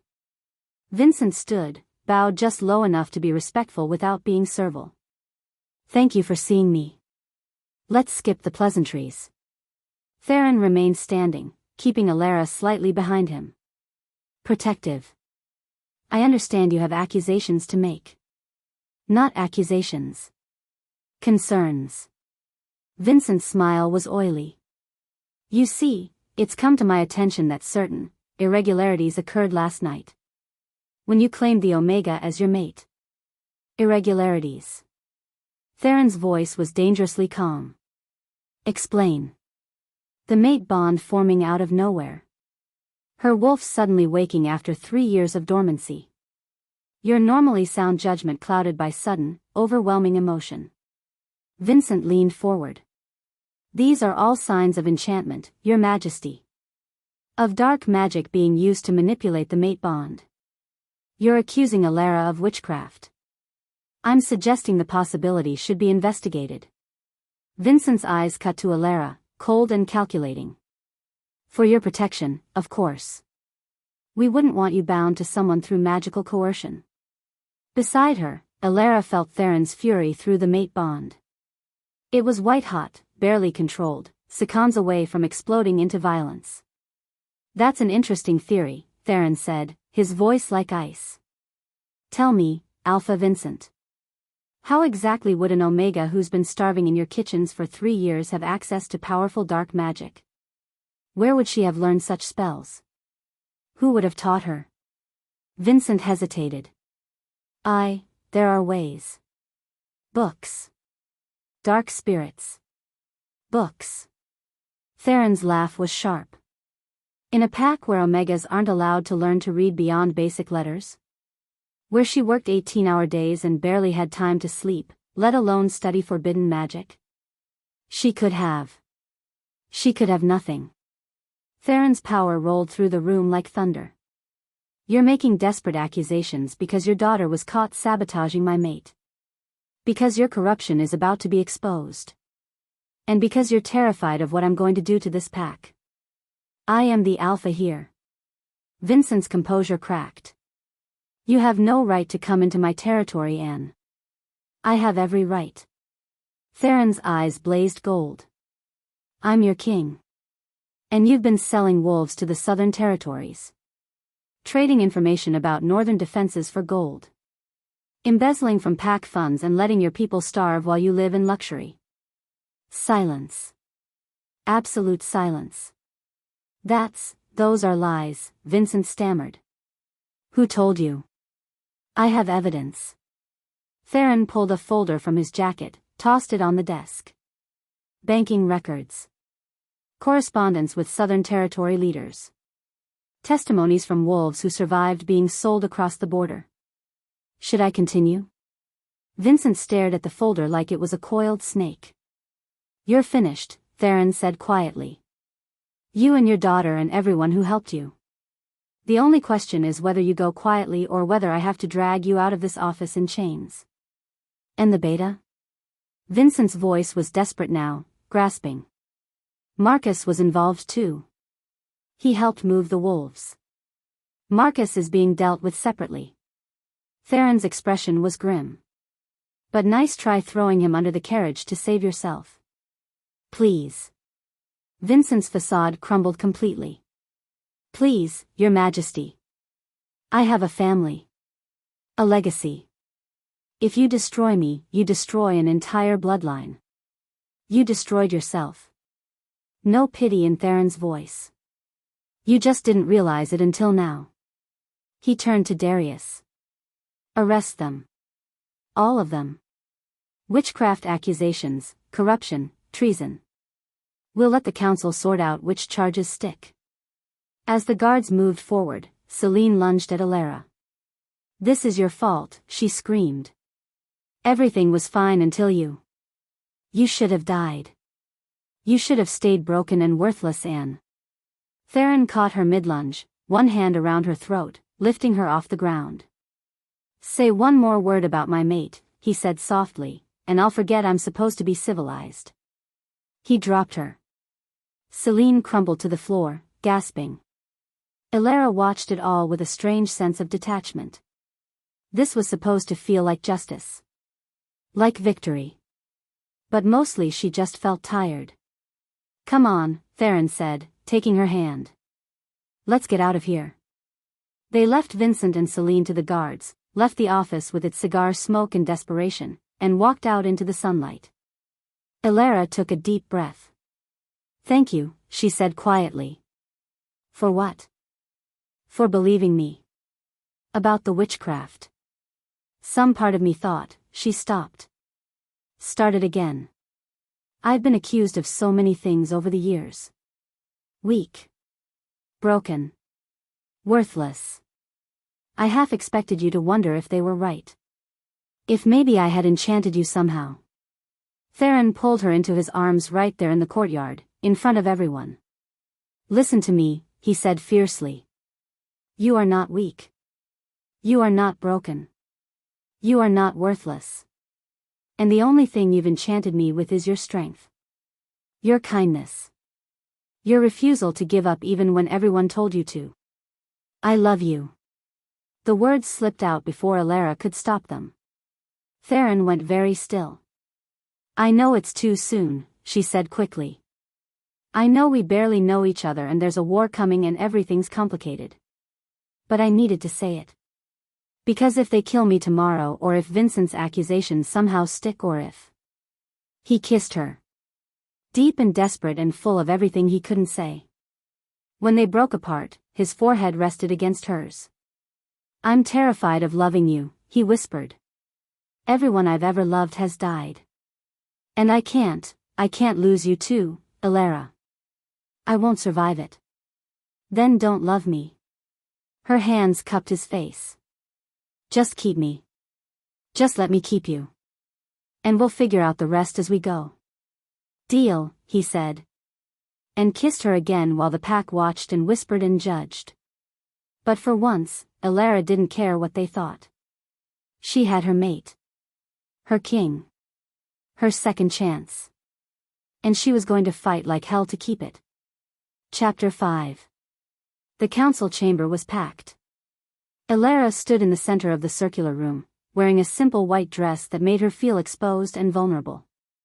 Around her, wolves from every major pack in the Northern Territories had gathered, alphas and betas, elders and warriors, all of them staring at her with expressions ranging from curiosity to outright hostility. Alpha Vincent and Celine sat on one side, flanked by their remaining supporters. On the other side, Theron stood with Darius and his royal guards, his face carved from stone. The mate bond between them was screaming. She could feel his rage, his terror, his desperate need to grab her and run. But he couldn't. Because ancient law bound them both now. Let the accusations be heard, the head elder announced. Her voice carried through the chamber with the weight of centuries. She was ancient, this wolf, older than anyone Elara had ever met, with silver hair and eyes that had seen empires rise and fall. Vincent stood, his movements careful and measured. The arrest from yesterday had been stayed pending this hearing. Apparently, accusing someone of witchcraft trumped corruption charges until the magical accusations were resolved. Convenient. Honored council, Vincent began. I come before you with grave concerns about our king's judgment. 3 days ago, he publicly claimed an Omega as his mate, an Omega whose wolf had been dormant for 3 years. Within hours of his touch, her wolf suddenly awakened. This is not natural. This is not the work of the moon goddess. Murmurs rippled through the crowd. I believe, Vincent continued, his voice grave, that this Omega has used dark magic to manipulate the mate bond. To enchant our king and gain power she has no right to possess. Do you have proof? The head elder asked. I have testimony. Vincent gestured, and 3 wolves stood, pack members Elara barely recognized. These wolves will attest that they've seen the Omega speaking to shadows in the forest. That they've heard her chanting in strange languages. That she keeps herbs and bones in her quarters. Lies. All lies. But Alara's stomach twisted with fear because she knew how this worked. Testimony didn't have to be true. It just had to be convincing. The first witness spoke, a young male from the hunting party. I seen her, Your Honor. 3 weeks ago, in the deep forest. She was drawing symbols in the dirt and talking to something I couldn't see. When I got closer, she heard me and the symbols just vanished. Like magic. 3 weeks ago, Alara had been in the kitchens working 18-hour shifts. She hadn't left the pack house grounds in months. But no one would verify that. The kitchen staff would be too afraid to speak up. The second witness, an older female from the gardens. I found strange herbs drying in her workspace. Nightshade and wolfsbane and other dark things. When I asked her about them, she said they were for cooking, but I know the difference between cooking herbs and poison. Alara had never had a workspace. Had never been allowed to keep anything personal anywhere. But again, who would speak for a broken Omega against the Alpha's daughter? The third witness, Vincent's head of security. I've investigated her background. The Whitewood family she claims to come from. They were healers, yes. But they were also rumored to practice dark arts. Blood magic. Spirit summoning. The plague that killed them? It didn't affect anyone else in the neighboring packs. Only them. As if something they'd summoned turned on them. That one hit harder because there was a grain of truth in it. Her family had been powerful healers. And yes, they died in a plague that seemed localized to their bloodline. Alara had been 17 and training to be a healer herself when it happened. She'd survived only because she'd been away visiting Marcus. But dark magic? Blood rituals? Her parents would have died before touching such things. This is circumstantial, Darius said, standing. Witnesses who claim to have seen things weeks ago. Rumors about a family that's been dead for 10 years. This isn't proof of witchcraft. Then let her undergo the trial, Vincent said smoothly. If she's innocent, the moon goddess will protect her. If she's guilty, justice will be served. The trial of fire. Alara's blood turned to ice. She'd heard stories about the ancient trials, brutal tests designed to root out dark magic practitioners. They were supposedly outlawed centuries ago, deemed too savage for modern times. But apparently, they could still be invoked for serious accusations. The trial of fire hasn't been used in 200 years, Theron said, his voice deadly calm. It's barbaric. Outdated. It's also still legal, the head elder said quietly. She looked troubled, her ancient eyes sad. If an alpha makes a formal accusation of dark magic that endangers the pack, the accused has the right to prove their innocence through trial. It's written in the old laws, Your Majesty. Even you cannot override them without council approval. Then I'm asking for council approval. Theron's power rolled through the room. Right now. Vote to outlaw this practice. That would take weeks, another elder said. Maybe months. We'd need to debate, consider implications. We don't have weeks, Vincent interrupted. Every day this witch remains free, she has access to our king. Who knows what other enchantments she's weaving? What commands she's placing in his mind? I'm not enchanted, Theron snarled. And if you call my maid a witch one more time, then let her prove her innocence, Vincent said calmly. Let her undergo the trial. If she survives, we'll know the moon goddess protects her. If she dies. He shrugged. Then we'll know the truth. The chamber erupted in arguments. Alara stood in the center of it all and felt the world tilting. She was going to die. One way or another, this trial was going to kill her. Because she couldn't shift, couldn't fight, could barely defend herself against one warrior, let alone however many the trial required. We can do this, her wolf said quietly. But even she sounded uncertain. I'll do it. Alara's voice cut through the noise. Everyone went silent. Theron turned to her, his face white. No. Alara, you don't have to. Yes, I do. She met his eyes, tried to show him through the bond that she understood what she was doing. If I refuse, they'll say it's proof of guilt. If you try to protect me, they'll say I've enchanted you. The only way to end this is to prove them wrong. You can't shift, Theron said desperately. Your wolf only just woke up. The trial requires. I know what it requires. 3 warriors. Human form. Fight until she was dead or proven innocent. I'll figure it out. You'll die, he said flatly. Maybe. Elara smiled, and it felt like her face was cracking. But at least I'll die proving I didn't enchant you. That what we have is real. I don't care about proving anything. Theron crossed the space between them in 2 strides, grabbed her shoulders. The contact sent warmth through the mate bond, and she clung to it like a lifeline. I care about keeping you alive. Then trust me. She pressed her hand over his heart. Trust that the moon goddess wouldn't give me a second chance, mate, just to let me die 3 days later. The moon goddess has a terrible sense of humor, Theron said, but his grip loosened slightly. The head elder cleared her throat. If the accused accepts the trial, it must be held within 24 hours. The accused will face 3 warriors of the Alpha's choosing in human form. No weapons. No armor. Fight until she yields, dies, or defeats all 3 opponents. Her eyes were sad. May the moon goddess guide you, child. She accepts, Vincent said quickly, before anyone could protest further. Then it's settled. The head elder struck her staff against the floor. The trial will be held tomorrow at dawn. Prepare yourselves. The holding room was small and cold. They'd taken Elara there after the council meeting, not quite a prison cell but close. A place to keep her isolated until the trial. Supposedly to prevent her from gathering her dark magic for one final enchantment. Really, it was just cruelty disguised as protocol. She sat on the narrow bed and tried not to think about tomorrow.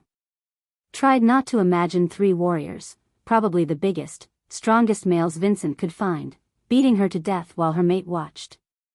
We won't die, her wolf insisted. But she'd been saying that all day, and Elara wasn't sure either of them believed it anymore. The door opened.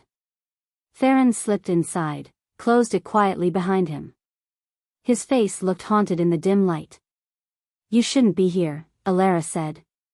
If they find out. I don't care. He crossed to the bed, pulled her into his arms. The contact was immediate relief, the mate bonds singing with joy at their proximity. Let them accuse me of being enchanted. Let them think whatever they want. I'm not leaving you alone tonight. Elara buried her face in his chest and let herself shake. I'm scared. I know. So am I. What if I die tomorrow? The words came out small, broken. What if my wolf can't emerge? What if? Then I'll kill everyone in that arena. Theron's voice was cold. Matter of fact. I'll break every law, overthrow the council, and burn this entire territory to the ground. Because I'm not losing you, Elara. Not to Vincent. Not to some barbaric trial. Not to anything. You can't. Watch me. He pulled back, cupped her face in his hands. I am the Lycan king. I command the largest military force in the Northern Territories. If they want war over you, I'll give them war. That's treason, Elara whispered. That's love. His smile was grim. Turns out I'm not as rational as everyone thought when it comes to my mate. Despite everything, Elara laughed. It came out more like a sob, but it was something. We're both idiots. Probably. Theron kissed her forehead. But at least we're idiots together. They lay down on the narrow bed, tangled together in a way that should have been uncomfortable but just felt right. The mate bond hummed between them, warm now, alive, no longer cold and controlled. Tell me about your wolf, Elara said into the darkness. When did she emerge? When I was 15. Theron's hand traced patterns on her back. During a battle. We were ambushed by rogues, and something in me just snapped. One moment I was a terrified kid, the next I was a massive black wolf tearing through enemies. My father said I saved 20 lives that day.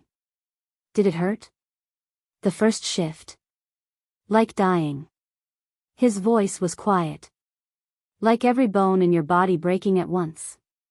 But then it was over, and I was more. Faster, stronger, complete in a way I hadn't been before. He paused. Your wolf will emerge tomorrow, Elara. I know she will. How can you be so sure? Because she's already awake. I can feel her through the bond, pacing and snarling and ready to fight. She's just waiting for the right moment. His arms tightened around her. She's going to surprise everyone, I think. You're Phoenix. Phoenix. That's what her wolf had called herself when she'd first stirred awake. A fitting name for something rising from ashes. What if she's not strong enough? Elara asked. I'm an Omega. My wolf will be small, weak. Your wolf is you, Theron interrupted. And you're not weak. You survived 3 years that would have killed most wolves. You gave your last coins to a dying stranger. You stood up to Darius when he tested you. You agreed to this trial rather than let them use you to hurt me. He pressed a kiss to her hair. Whatever form your wolf takes, she'll be fierce. I know it. Elara wanted to believe him. Wanted it so badly her chest ached. We'll show them, Phoenix whispered. Tomorrow, we'll show them all. I love you, Elara said quietly. I know I said it before, but I need to say it again. In case tomorrow. Don't. Theron's voice cracked. Don't talk like you're going to die. We're going to get through this, and then we're going to deal with Vincent and Celine and anyone else who tries to hurt you. We're going to rule this territory together. Build something better. Something kinder. Promise me something, Elara said. Anything. If I do die tomorrow, if Phoenix can't emerge and the warriors kill me, don't destroy the territory. Don't start a war. She felt his body tense in protest, but she continued. Build that better world anyway. In my memory. Let my death mean something. Your death isn't going to mean anything, Theron said fiercely, because you're not going to die. But they both knew he couldn't promise that. They lay together in the darkness, holding each other while the hours ticked by, both of them pretending to sleep while their minds raced with fear and desperate hope. When dawn came, Elara felt it like a weight settling on her chest. It's time, Theron said quietly. I know. They rose. Got dressed in silence. Walked together toward the arena where Elara would either prove her innocence or die trying. And neither of them said the words they were both thinking, this might be the last time we touch. The last time we breathe the same air. Instead, they held hands until the guards forced them apart. And Elara walked into the arena alone. The fighting ring was open air, surrounded by thousands of wolves. They'd come from all over the territory, curious, bloodthirsty, eager to see justice served or an innocent condemned. Elara couldn't tell which they were hoping for. The 3 warriors stood on the opposite side. All males. All massive. 2 she didn't recognize, probably mercenaries Vincent had hired. The third made her heart stop. Marcus. He met her eyes across the sand, and she saw guilt and determination warring in his expression. He was going to fight her. Was going to try to kill her or at least hurt her badly enough that she yielded. The male who'd rejected her was now going to beat her to death. The poetry of it was almost funny. Combatants, take your positions, the head elder called out.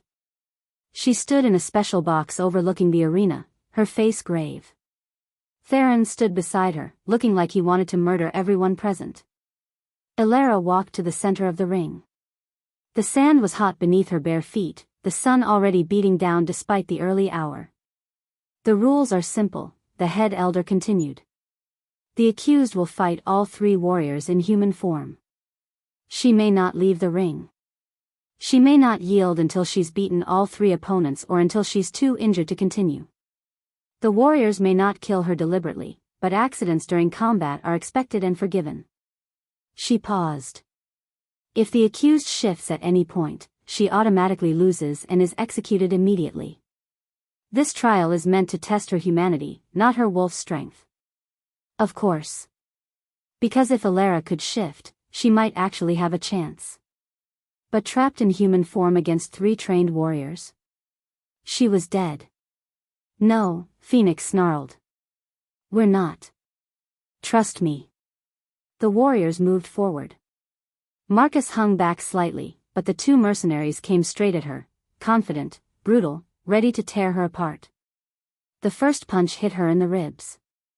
Alara gasped, stumbled, barely kept her feet. Pain exploded through her side, probably a cracked rib, maybe worse. The second warrior grabbed her hair, yanked her head back. His fist connected with her face, and she tasted blood. Felt her lip split, her cheekbone fracture. She went down. The crowd roared, some cheering, some horrified, all of them hungry for violence. Through the mate bond, she felt Theron's rage.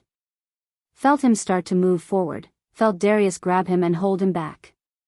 If he interfered, they'd both be condemned. Alara tried to stand. Made it halfway before a kick to her stomach sent her sprawling again. Stay down, Omega, one of the mercenaries growled. Make this easy on yourself. But she couldn't stay down. Couldn't yield. Because yielding meant death, meant proving Vincent right, meant losing Theron forever.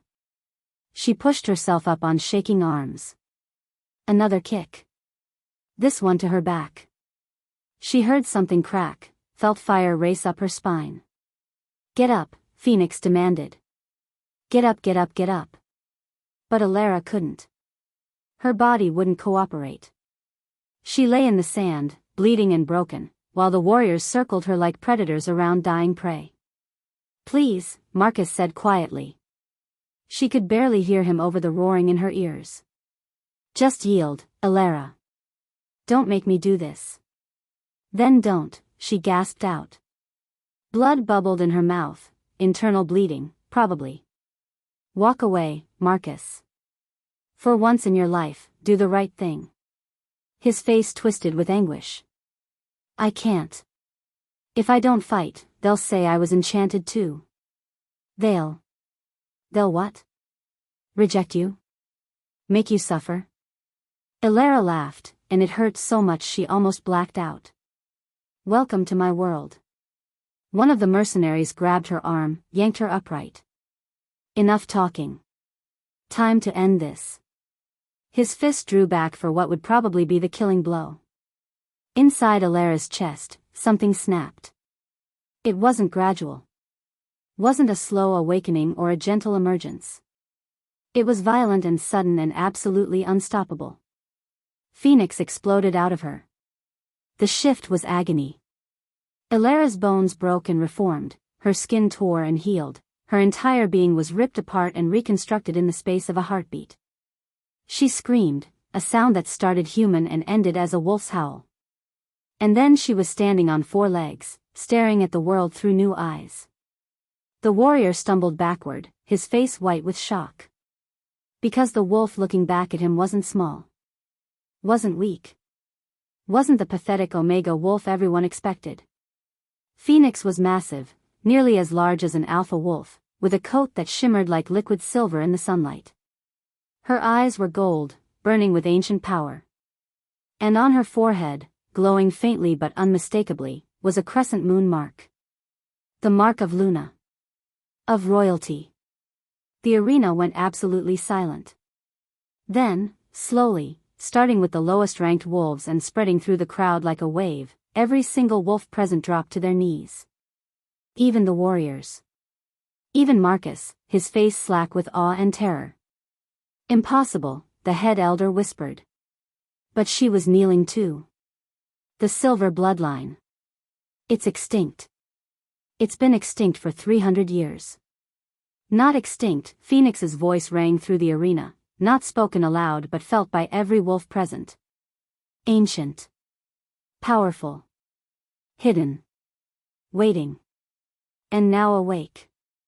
Elara felt her consciousness being pulled under. Phoenix was fully in control now, and there was no room for human thoughts in this moment. The last thing she saw before darkness claimed her was Theron's face. He was smiling. Then Phoenix turned her attention to the warriors, and everything went red. When Elara woke, she was human again. She lay on something soft, a bed, she realized. Clean sheets. Gentle hands checking her wounds. Her body hurt everywhere, but it was a distant pain, muffled by what felt like powerful healing magic. Easy, a female voice said. Don't try to move yet. Your body went through something remarkable. It needs time to recover. Elara's eyes focused slowly. A healer leaned over her, not the pack healer, someone new. Someone with kind eyes and gentle hands glowing with silver light. What happened? Elara's voice was a croak. Your wolf emerged. The healer smiled. And she's magnificent. The entire arena is still talking about it. Memories flooded back. The trial. The beating. The moment Phoenix exploded out of her in a wave of silver light and ancient power. The warriors, Elara said urgently. Did Phoenix? They're alive. Battered and bruised and probably traumatized, but alive. The healer's expression turned amused. Your wolf defeated all three in under 60 seconds. It was the most impressive display of dominance most wolves have ever seen. And Vincent? The accusations? Dropped. Obviously. You can't accuse someone of dark magic when their wolf bears the mark of the moon goddess herself. The healer's voice softened. You're one of the silver bloodline, child. Do you know what that means? Elara shook her head weakly. It means you're descended from the first Lunas. The wolves blessed directly by the moon goddess to lead and protect the packs. Your bloodline was thought extinct, wiped out in the Great Purge 300 years ago when a mad king tried to eliminate anyone who could challenge his power. My family, Elara whispered. The Whitewoods. We were healers, but healers who carried royal blood in secret. Probably didn't even know it themselves.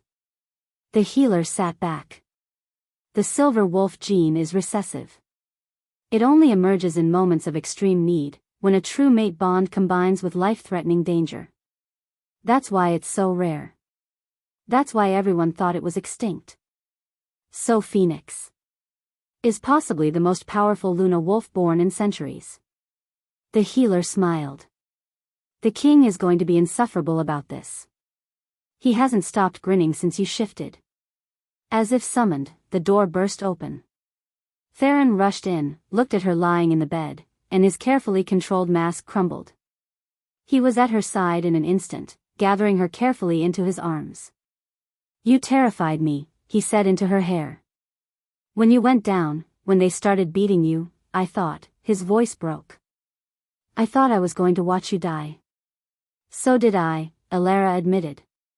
She pulled back to look at him. Phoenix saved us. I didn't even know, I had no idea. Neither did anyone. Theron's smile was fierce, proud. But they know now. Every wolf in the Northern Territories is going to hear about what happened today. About the Silver Luna who emerged from darkness and proved them all wrong. What does this mean? Elara asked. For us? For the kingdom? It means, Theron said slowly, that no one can question your right to stand beside me. The moon goddess herself marked you as Luna. Anyone who tries to challenge that is challenging her will.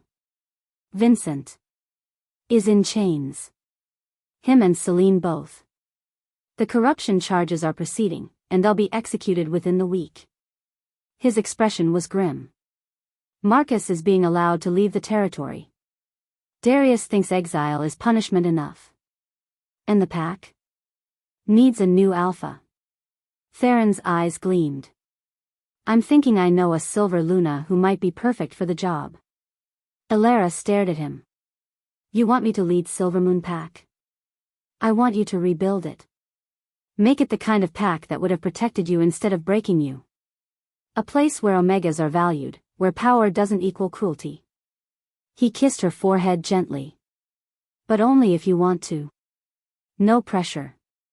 Phoenix stirred inside her, awake now, present in a way she'd never been before. We can do this, she said. We can make it better. Okay, Elara said quietly. I'll do it. Good. Theron helped her sit up carefully. Because we have a lot of work ahead of us. Rebuilding the pack. Planning a proper mating ceremony. Preparing for war with the South. War? Long story. I'll explain later. He brushed his thumb across her cheek, wiped away a tear she hadn't realized was falling. But first, you need to rest. Heal. Let your body adjust to Phoenix. She's beautiful, Elara whispered. I never imagined, I thought my wolf would be small. Weak. Like me. You were never weak. Theron's voice was fierce. You survived things that would have killed stronger wolves. You just needed the right catalyst to show the world your strength. And now you have it. He kissed her, gentle, careful of her injuries, full of promise. When they broke apart, Elara saw hope in his eyes. Real hope, not just desperate denial. We're going to be okay, he said. Aren't we? Elara thought about Phoenix. About the power thrumming through her veins. About the future stretching ahead, uncertain but not impossible. Yeah, she said. I think we are. And deep inside, Phoenix laughed with joy. Finally, she said for the third time. Finally, they understand. Finally, they knew what she'd always known. Elara Whitewood wasn't broken. She was just waiting to rise. Chapter 6. Elara woke to silk sheets and sunlight. For a long moment, she lay still, disoriented by the softness beneath her, the warmth of the room, the absence of pain that should have been crippling. The trial had broken bones, torn muscle, left her bleeding in the sand. But now she felt whole. Strong, even. Like something fundamental had shifted inside her. Because it did, Phoenix said. Her voice was clear now, present in a way it hadn't been since childhood. We're complete now. Finally. Elara? Theron's voice came from nearby. I can feel you're awake. Take your time. There's no rush. She opened her eyes. Found herself in a massive bedroom decorated in deep blues and silver, definitely not the holding cell or even her guest quarters. Floor-to-ceiling windows overlooked the forest, morning light streaming through expensive curtains. The bed alone was probably worth more than the entire packhouse kitchen. Theron sat in a chair beside the bed, watching her with an intensity that made her breath catch. He looked exhausted, dark circles under his eyes, his hair disheveled, still wearing yesterday's clothes. How long? Her voice came out rough but functional. 2 days. He moved to the bed, perched on the edge carefully. The healer said your body needed time to adjust to Phoenix. The shift was violent. Your bones had to reform, your muscles strengthen. You burned through 3 years of suppression in 60 seconds. Memories flooded back. The arena. The beating. The moment something inside her snapped and Phoenix exploded out in a wave of silver light. I shifted, she breathed. After 3 years. After everyone said I never would. You did more than shift. Theron's smile was fierce. You emerged as a silver Luna wolf with the moon goddess's mark. You defeated 3 trained warriors in under a minute. You made the entire Northern Territory kneel. He traced her cheek gently. You were magnificent. Elara sat up slowly, testing her body. Everything worked. Better than worked, she felt powerful in a way she never had before. Like she could run for days, fight for hours, conquer mountains. Because we can, Phoenix said proudly. We're not some weak Omega wolf. We're Luna. We're royalty. The mark, Elara said suddenly, touching her forehead. Is it still visible when you shift?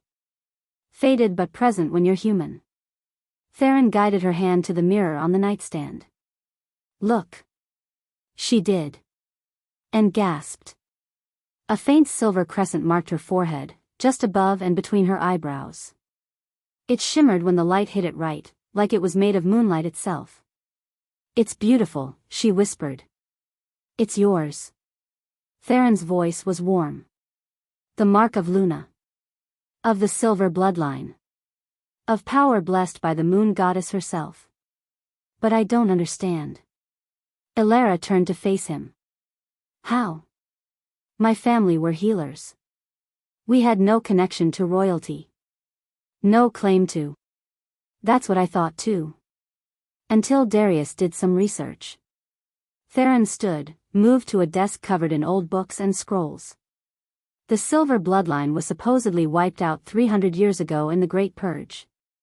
King Aldrich, my ancestor, unfortunately, feared their power and systematically murdered anyone with royal Luna blood. Your ancestor? Elara's voice went flat. Yeah. Theron's expression was grim. Not my proudest family history. Aldrich was paranoid and cruel. He thought the Silver Lunas would challenge his rule, so he eliminated them. Women, children, entire families. He paused. But apparently, some survived. Went into hiding. Changed their names, hid their heritage, became healers instead of rulers. The Whitewoods, Elara said slowly. The Whitewoods.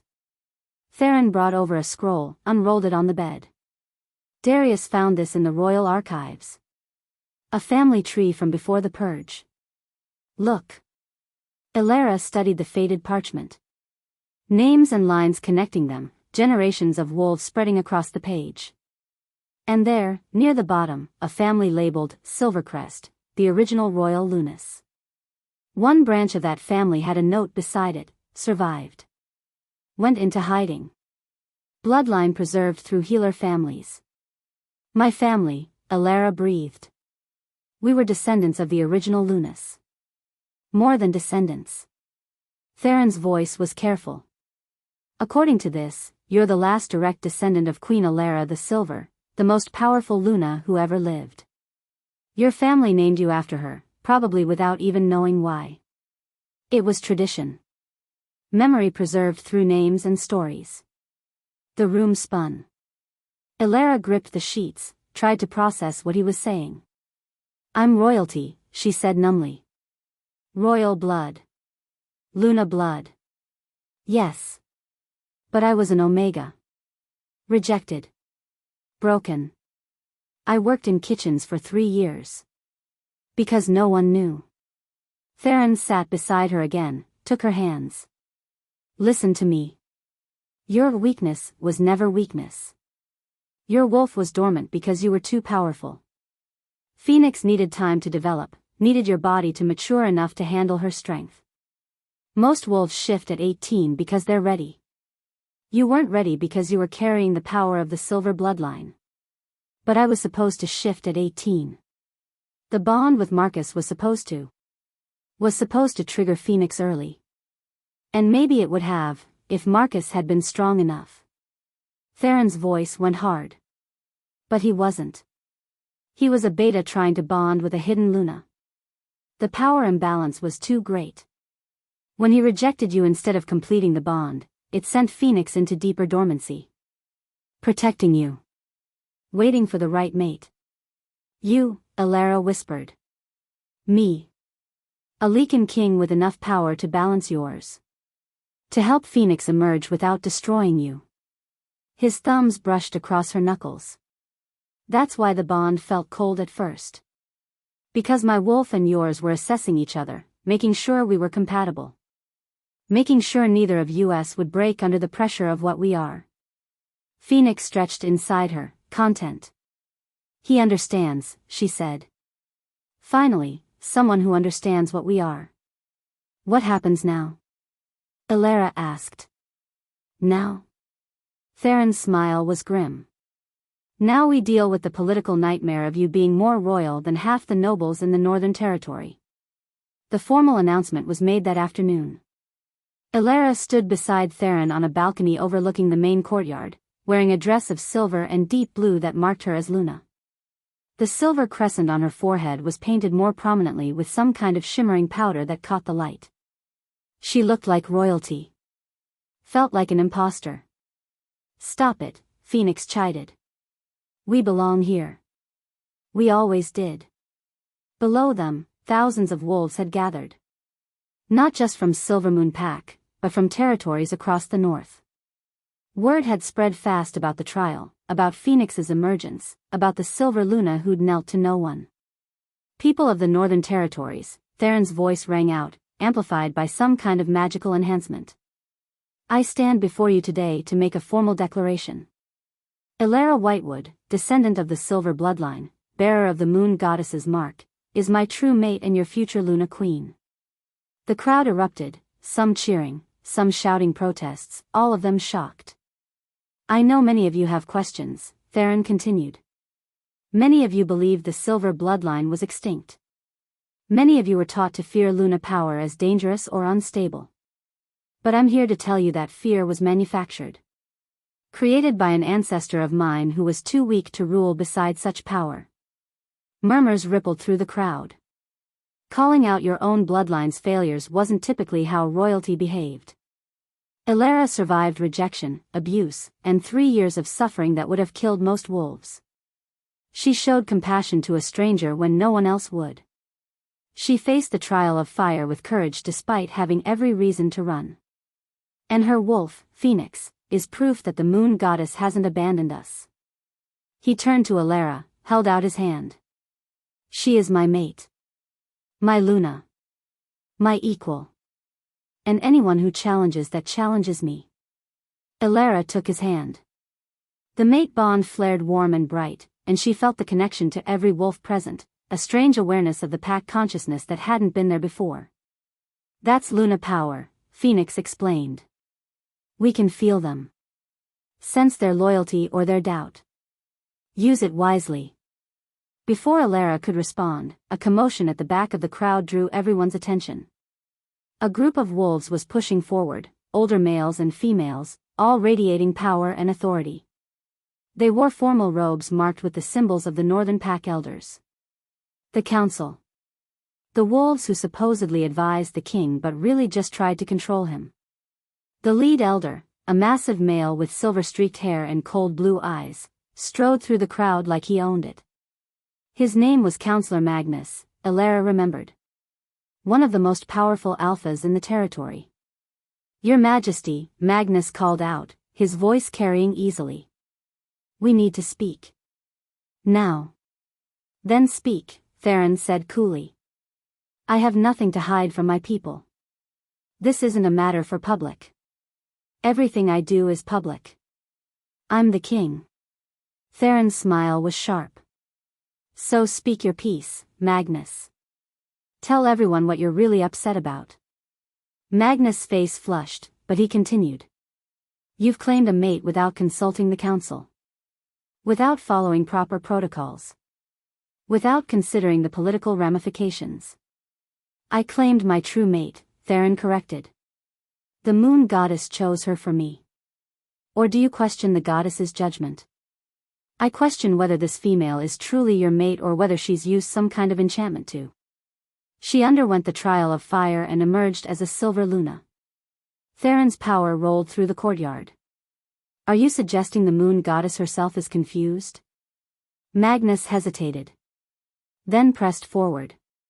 "Her bloodline is suspect. Her past is troubled.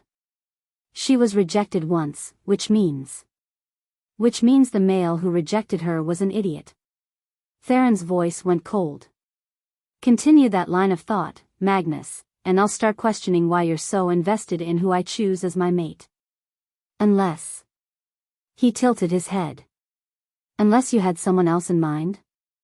The other elders exchanged glances. Then an older female stepped forward, Counselor Vera, known for her political cunning.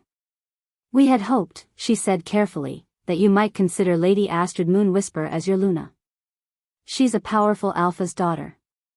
Well-educated. Trained in politics and warfare. She's been groomed for the position since childhood. Groomed, Theron repeated. By whom? By us. By the Council. We've been preparing her to stand beside you, to strengthen the Northern Territory through a political marriage you arranged without my knowledge or consent. Theron's laugh was harsh. Did it occur to any of you to ask me what I wanted? Or did you just assume I'd accept whatever mate you chose for me? You're the king, Magnus said. Your personal desires are secondary to the good of the kingdom. Then it's lucky, Alara said quietly, that my emergence as Luna serves the kingdom quite well. Every eye turned to her. She felt the weight of their attention, their judgment, their doubt. But Phoenix pushed forward, lending her strength. Show them. Show them we're not afraid. The silver bloodline was the original royal line, Alara continued. Before the purge. Before King Aldrich decided power was more important than justice. The moon goddess blessed my ancestors to lead and protect. That blessing didn't die out. It just went into hiding. She met Magnus' eyes. So if you want to talk about bloodlines and political strength, Counselor, perhaps we should discuss which of us has more claim to stand beside the king. Shocked silence. Then Magnus laughed, cold and mocking. You think discovering you have ancient blood makes you qualified to rule? Child, you don't understand the first thing about. I understand survival, Alara interrupted. I understand what it's like to be powerless. To be overlooked. To be considered worthless. Her voice strengthened. I understand exactly what the lowest-ranked wolves in this territory face every day. And I'm going to make sure their king understands it too. She's right, a voice called from the crowd. A young female, one of the kitchen staff from Silvermoon Pack. We've been invisible for too long. Maybe we need a Luna who remembers what that feels like. Other voices joined in. Low-ranked wolves, Omegas, wolves who'd been dismissed and ignored finally finding their courage. This is absurd, Magnus sputtered. The council cannot support. The council, Theron said softly, dangerously, does not choose my mate. I do. And I've chosen. If you have a problem with that, you're welcome to challenge me for the throne. Otherwise, you'll show my Luna the respect she deserves. Magnus' face went purple with rage. You're making a mistake. The other territories won't accept her. They'll see it as weakness. As poor judgment. They'll kneel, Darius said, stepping forward from where he'd been standing at the side. Or they'll face the consequences. The king has spoken. The Luna has been chosen. Anyone who challenges that challenges us all. The royal guards moved forward, a show of unified strength. Magnus looked around, saw he was losing support, and changed tactics. Fine, he said coldly. But there's something else you should know. Something the council discovered while researching the silver bloodline. He pulled out a scroll, older and more fragile than the one Theron had shown her earlier. Ancient records from before the purge. Legal documents establishing succession rights. What are you talking about? Theron asked. I'm talking about the fact that the silver bloodline was the original royal line. The Blackthorn family, your majesty, took the throne only after the purge. You rule because your ancestors murdered the rightful rulers. Magnus smiled, vicious and triumphant. Which means Alara, as the last living descendant of Queen Alara the Silver, has a stronger claim to the northern throne than you do. The courtyard exploded into chaos. Wolves shouting, arguing, some demanding explanations while others defended Theron. The elders looked smug, like they'd just played a winning hand. And Alara stood frozen, her mind reeling. That's not possible, Theron said, but his voice was uncertain. It's in the old laws. Written before the purge. Magnus held up the scroll. The silver bloodline ruled by divine right, blessed by the moon goddess herself. When they were murdered, the Blackthorn family took power by force and might. But they never had legitimate claim. They were usurpers. So what? Darius demanded. That was 300 years ago. The current king. The current king is ruling without legitimate claim if a true heir exists. Magnus' eyes glittered. Which she does. Standing right there. Every eye turned to Alara again. This is ridiculous, she said, voice shaking. I don't want the throne. I never asked for. It doesn't matter what you want, Vera said, almost gently. It matters what you are. And what you are is the rightful queen of the Northern Territories. No. Theron's voice cut through the chaos. No, that's not how this works. Alara is my mate. We rule together. Equal partners. Can you prove that's legal? Magnus asked. Can you show me anything in the old laws that says a usurper bloodline can share power with the legitimate royal line? Theron opened his mouth. Closed it. The old laws were ancient, contradictory, full of clauses no one had bothered with in centuries. I thought not. Magnus turned to the crowd. The council moves that Alara Whitewood, last of the Silver bloodline, be recognized as the legitimate queen of the Northern Territories. And that Theron Blackthorn stepped down from a throne his family stole 3 centuries ago. That's treason, Darius snarled. That's justice, Magnus countered. Unless you're suggesting we ignore the old laws entirely. In which case, perhaps we should discuss all the other traditions we're abandoning. Like the council's right to approve royal mates. It was a trap. A perfectly laid political trap. Either Theron acknowledged the old laws, which apparently gave Alara sole claim to the throne, or he admitted the old laws meant nothing, which would invalidate the entire legal structure of the kingdom. Alara looked at Theron.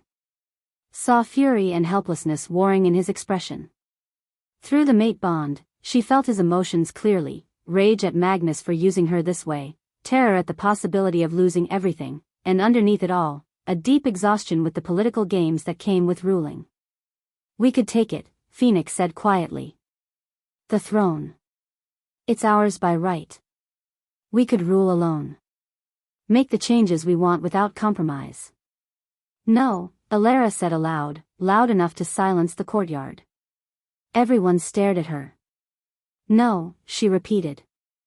I don't want the throne. I don't want to rule alone. And I refuse to be used as a weapon against my mate. You don't have a choice, Magnus started. I have every choice. Alara's voice strengthened as Phoenix surged forward, lending her confidence. You're right that I have claim to the throne. That my bloodline ruled before the Blackthorn family. But you're wrong if you think that matters more to me than my mate. Then building something better. Then creating a kingdom where power doesn't come from who murdered whom 3 centuries ago. She turned to Theron. I don't want your throne. I want to stand beside you. Fight beside you. Build beside you. As equals. As partners. The old laws don't allow, Vera started. Then change them, Alara said simply. You're the council. You have power to interpret laws, to adapt them to new situations. So adapt. Create a new precedent. 2 rulers instead of 1. Luna and Lycan king. Silver and shadow. Balanced. That's never been done, Magnus protested.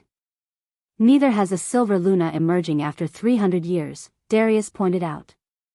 Seems like a day for new precedents.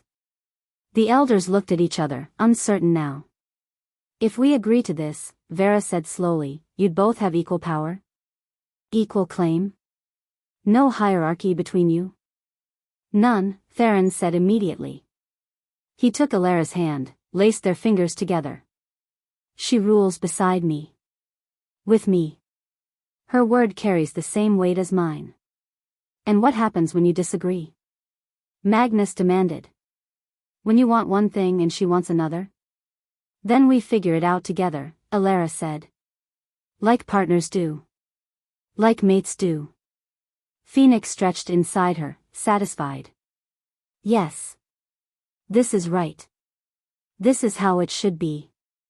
The council needs time to discuss this, Magnus said stiffly. To consider the implications. Take your time, Theron said coldly. But understand this, Elara is my mate. My Luna. My equal. And if you try to come between us, if you try to use ancient laws to destroy what we're building, I will burn those laws to ashes and write new ones. His eyes blazed gold. I'm done playing political games. I'm done letting ambitious nobles dictate my life. Adapt to the new reality or get out of the way. The threat was clear. Absolute. Magnus looked at the other elders. Saw no support there, most of them looked troubled, uncertain, definitely not willing to go to war over this. Fine, he said finally. We'll consider your proposal. But this isn't over, Your Majesty. Not by a long way. He swept out, the other elders following. When they were gone, the courtyard remained silent. Then, slowly, a young male in the back started clapping. Others joined in. Low-ranked wolves, Omegas, wolves who'd been invisible their entire lives now celebrating the idea of two rulers who understood what it meant to be powerless. The applause grew until it was deafening. Elara looked at Theron. He was smiling, really smiling, for the first time since the council arrived. We're going to change everything, he said quietly. I know, Elara replied. That's what scares me. Good. He pulled her close, kissed her forehead. Because changing the world is terrifying. But we're doing it together. Together, Phoenix agreed. Always together. And as the crowd roared its approval and the sun set over the Northern Territory, Elara felt something she hadn't felt in 3 years. Hope. Not the desperate, fragile hope that could shatter at any moment. But real, solid hope. The kind that could survive anything. The kind that could change a kingdom. Chapter 7. The new moon rose dark and silent over the Northern Territory. Elara felt its absence like a physical weight. The connection to the moon goddess, the power that usually thrummed through her veins, steady and strong, had diminished to a bare whisper. Phoenix was still there, still present, but muted. Distant. Weak in a way that made Elara's human side feel exposed and vulnerable. I hate new moons, she muttered, pacing the private study where she'd been working through territorial disputes all day. Being co-ruler meant actual responsibility, and she was discovering that politics was even more exhausting than kitchen work. Everyone does. Theron looked up from the reports he was reviewing. Even he looked tired, the usual golden glow in his eyes dimmed by the moon's absence. We're all weaker during the dark moon. More vulnerable. It's why most major attacks happen during this time. Comforting, Elara said dryly. Just being honest. He stood, crossed to her, pulled her into his arms. The mate bond was weaker too, still there, still warm, but not the blazing connection they'd grown used to. How are you handling the council meetings? By wanting to strangle Magnus every 5 minutes. Elara leaned into his chest, breathed in his cedar and winter scent. He keeps bringing up succession laws. Keeps suggesting I should rule alone, for the good of the bloodline. Like you're some kind of contamination. Technically, my family did steal the throne from yours. Theron's voice was wry. Can't really blame him for the historical accuracy. I can blame him for being an opportunistic snake who's using 300-year-old crimes to grab power. She pulled back to look at him. He doesn't care about my bloodline or justice. He just wants to control whoever sits on the throne. And he thinks I'll be easier to manipulate than you. Will you? Not even a little bit. Elara's smile was sharp. Phoenix might be quiet right now, but she's very clear on her feelings about Magnus. They involve teeth. Theron laughed. That's my Luna. A knock on the door interrupted them. Darius entered, his expression grim. We have a problem, he said without preamble. Vincent escaped. Elara's blood went cold. What? Someone helped him break out of the dungeons. 2 guards are dead. Celine is still secured, but Vincent is gone. Darius's jaw was tight. It happened during the guard change, perfectly timed for when our wolves would be weakest. Professional work. The rebels, Theron said quietly. The faction that wants to overthrow me. They're making their move. During the new moon when we can't fight back properly. Elara felt sick. They're going to try something. Something big. I've doubled security around the palace. Tripled the guards on your quarters. Darius looked at Elara. You're not to go anywhere without an escort. Not even to the gardens. Understood? I'm not a child who needs. You're a newly emerged Luna with powerful bloodline during the one night a month when you're most vulnerable, Darius interrupted, uncharacteristically harsh. And you're the key to their entire plan. If they can capture you, force you to renounce Theron and bond with someone they control, they win. So yes, you need protection. Phoenix stirred weakly inside her, frustrated by her diminished state. He's right. We're targets. Fine, Elara said. But I'm not hiding in my rooms like a frightened Omega. Then hide in here with Theron and me while we plan our counterattack. Darius moved to the war table in the corner of the study. Because Vincent didn't escape just to run. He's going to hit us. Tonight. And we need to be ready. They spent the next 3 hours strategizing. Theron sent messages to loyal packs, called in reinforcements, positioned guards at every entrance and exit. Darius coordinated with the Royal Guard, established patrol routes and communication protocols. Elara tried to help, but mostly she just felt useless. Her Luna powers, the ability to sense the pack's emotional state, to project calm or authority, to connect with wolves on an instinctive level, were barely functional during the new moon. She was just human tonight. Just vulnerable. Not just human, Phoenix whispered. Never just human. We're always more. But the words felt hollow with so little power to back them up. Around midnight, Theron insisted she try to sleep. You're exhausted. And if something does happen, you'll need your strength. I can't sleep while Vincent is out there plotting. But even as she said it, Elara felt herself swaying with fatigue. Then rest. Close your eyes for a few hours. Theron guided her to the couch in the corner. I'll wake you if anything changes. I promise. She meant to argue. Meant to insist she could keep working. But the moment her head hit the cushion, exhaustion dragged her under. She woke to chaos. Shouting. The clash of steel. The smell of blood and smoke. Elara lurched upright, her mind foggy with sleep and adrenaline. The study was empty. Theron and Darius were gone. Through the windows, she could see flames rising from somewhere in the palace grounds. Get up, Phoenix snarled, pushing energy into Elara's limbs despite her weakened state.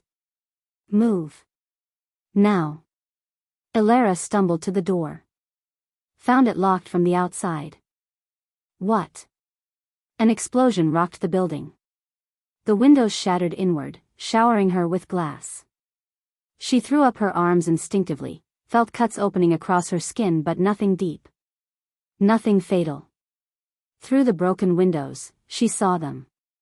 Dozens of wolves, rebels, clearly, all wearing matching dark uniforms marked with a symbol she didn't recognize. They were pouring into the palace grounds, fighting Theron's guards, overwhelming them through sheer numbers. And leading them was Vincent. He stood in the courtyard below, directing his forces like a general. His eyes swept across the building, calculating, searching. Looking for her. We need to run, Phoenix said urgently. Hide. Fight.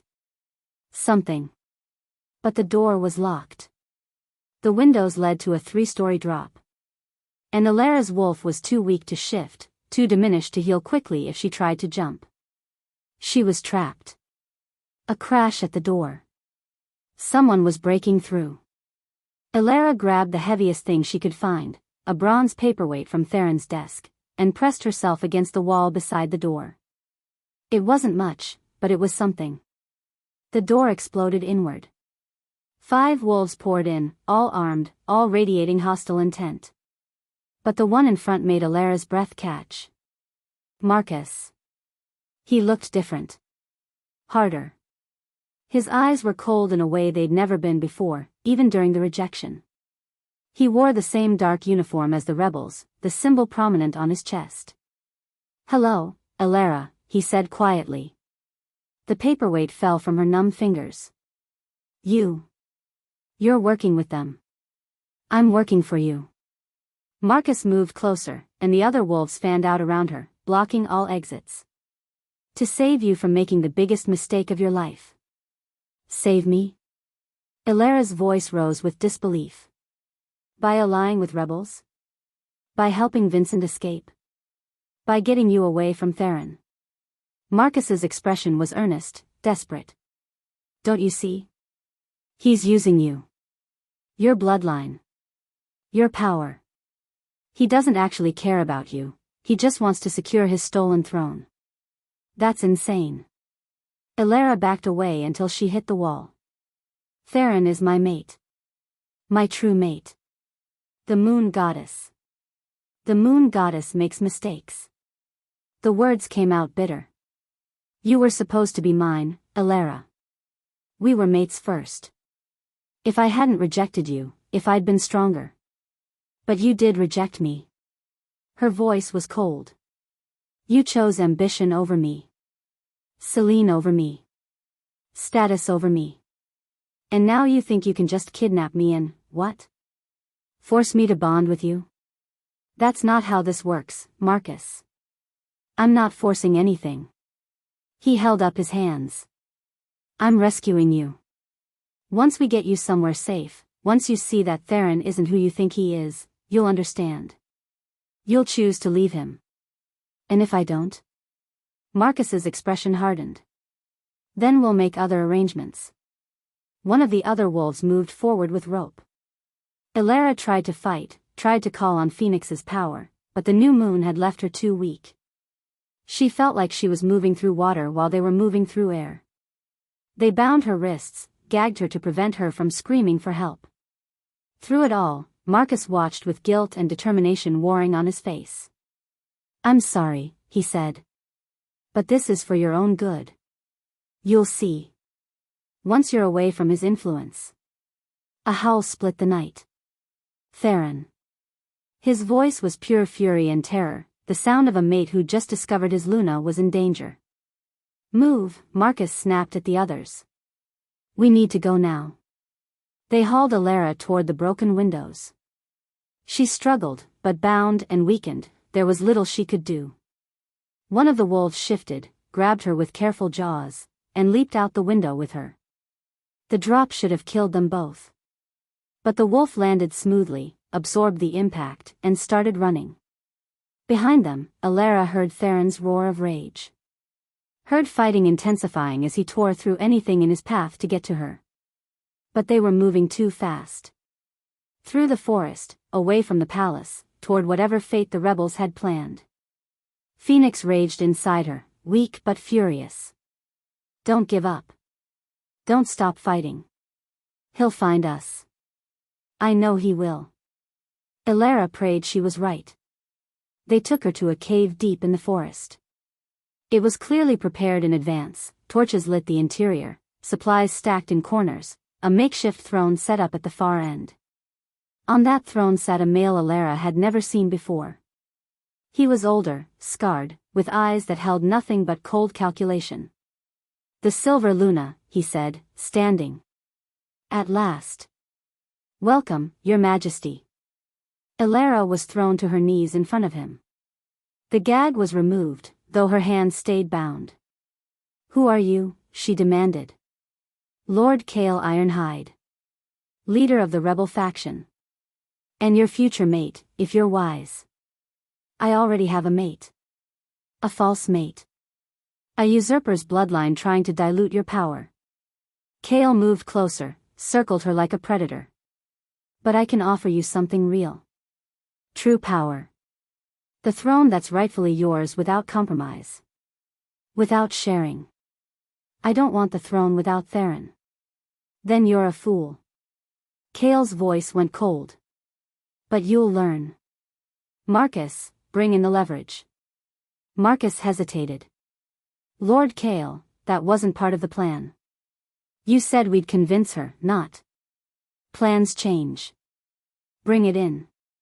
2 wolves dragged someone, into the cave. Elara's heart stopped. It was a young girl. Maybe 12 years old, crying and terrified. From a lower pack, judging by her simple clothes. This is Lily, Cale said conversationally. Her mother works in the palace kitchens. Sweet girl. Innocent. Completely uninvolved in our politics. He pulled out a knife. She's also going to die in about 30 seconds unless you agree to renounce Theron and bond with me instead. No. Elara's voice cracked. You can't, she's just a child. Then save her. The knife pressed against Lily's throat. Renounce your false mate. Accept me as your true king. And she lives. Phoenix roared inside her, throwing what little power she had against their prison of flesh and weakness. But it wasn't enough. The new moon had left them too diminished to shift, too weak to break free. Think, Phoenix urged. There has to be another way. Don't do it, Your Majesty, Lily whispered. Her voice shook but held surprising strength. Don't let them win because of me. Brave words, Cale said. But meaningless. Well, Elara? What's it going to be? Your mate or this child's life? Elara looked at Lily. Looked at Marcus standing in the corner, his face white with horror as he realized what Cale was truly capable of. Looked at the blade pressing into innocent skin. She thought about Theron. About their bond. About the life they were building together.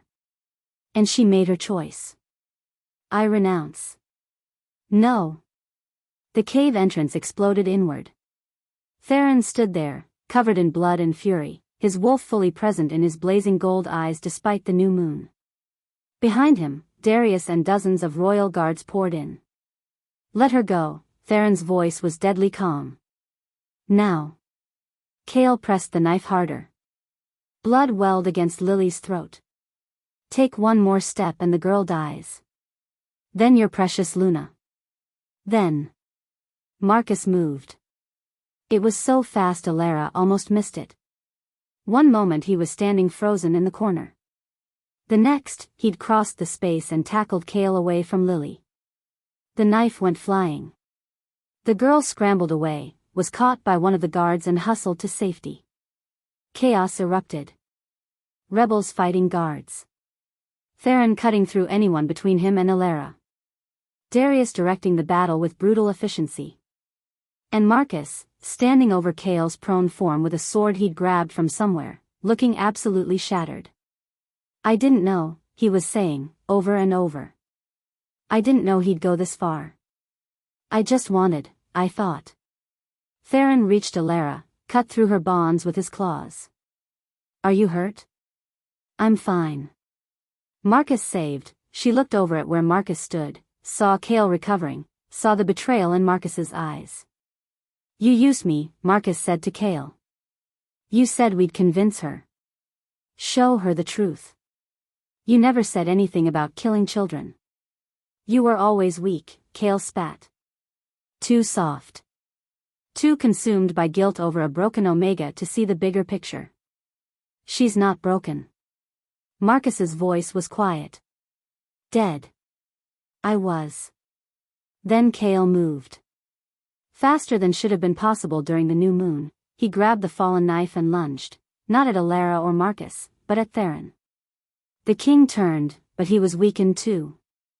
Exhausted from the battle to get here. The blade was going to hit home. Marcus threw himself in the way. The knife meant for Theron's heart buried itself in Marcus's chest instead. Time seemed to stop. Marcus staggered, looked down at the blade protruding from his body, then up at Theron with something like relief in his eyes. At least I did something right, he whispered. Then he collapsed. No. Elara lunged forward, caught him before he hit the ground. Blood soaked through his shirt, hot and red and too much.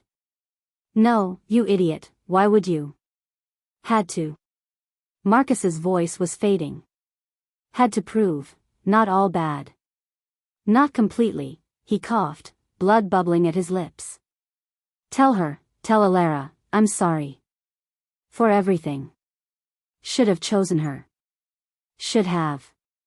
I'm right here, Alara said, tears streaming down her face. I'm right here, Marcus. His eyes focused on her with difficulty. You chose him. Even facing death. Even when Kale had the knife. You chose Theron. He smiled, and it was heartbreaking in its sincerity. Good. He'll keep you safe. Keep you happy. The way I never could. Don't. Alara pressed her hands against the wound, trying to stop the bleeding. Don't talk like you're dying. We'll get a healer. We'll. No healers for traitors. Marcus's hand came up, touched her face gently. But thank you. For the mercy. For not hating me as much as I deserve. I don't hate you, Alara whispered. I'm angry. I'm hurt. But I don't hate you. Then I died well. His eyes started to close. Marcus, stay with me. Please. But he was gone. Alara felt the moment his life slipped away. Felt the echo of their broken bond, which had never quite disappeared, just gone dormant, finally sever completely. Felt the ghost of what they'd once been die with him. She stayed there, cradling her former mate, while the battle raged around them. Theron finished Kale with a single brutal strike. The remaining rebels surrendered or fled. Victory was absolute and swift. But it felt hollow. Alara looked down at Marcus's peaceful face and felt something break inside her that had nothing to do with mate bonds or Phoenix's power. She'd spent 3 years hating him. Wishing he'd suffer the way she had. And now he was dead, and all she felt was tired. He saved Theron, Phoenix said quietly. In the end, he chose right. It doesn't make up for what he did, Alara said aloud. No, Theron agreed, kneeling beside her. But it's something. A last act of redemption, even if it couldn't erase the past. Darius approached, his face grim. The rebels are dealt with. Vincent was killed in the fighting. The faction is destroyed. He looked at Marcus's body. What do we do with him? Alara stood slowly, her dress soaked with Marcus's blood. She felt Phoenix stirring inside her, growing stronger as the night wore on and the new moon began to wane. He's a traitor, Darius continued. By law, his body should be left for the scavengers. His name struck from pack records. No. Alara's voice was firm. He saved the king's life. He turned against the rebels when he realized how far they'd go. He died protecting us. She looked at Theron.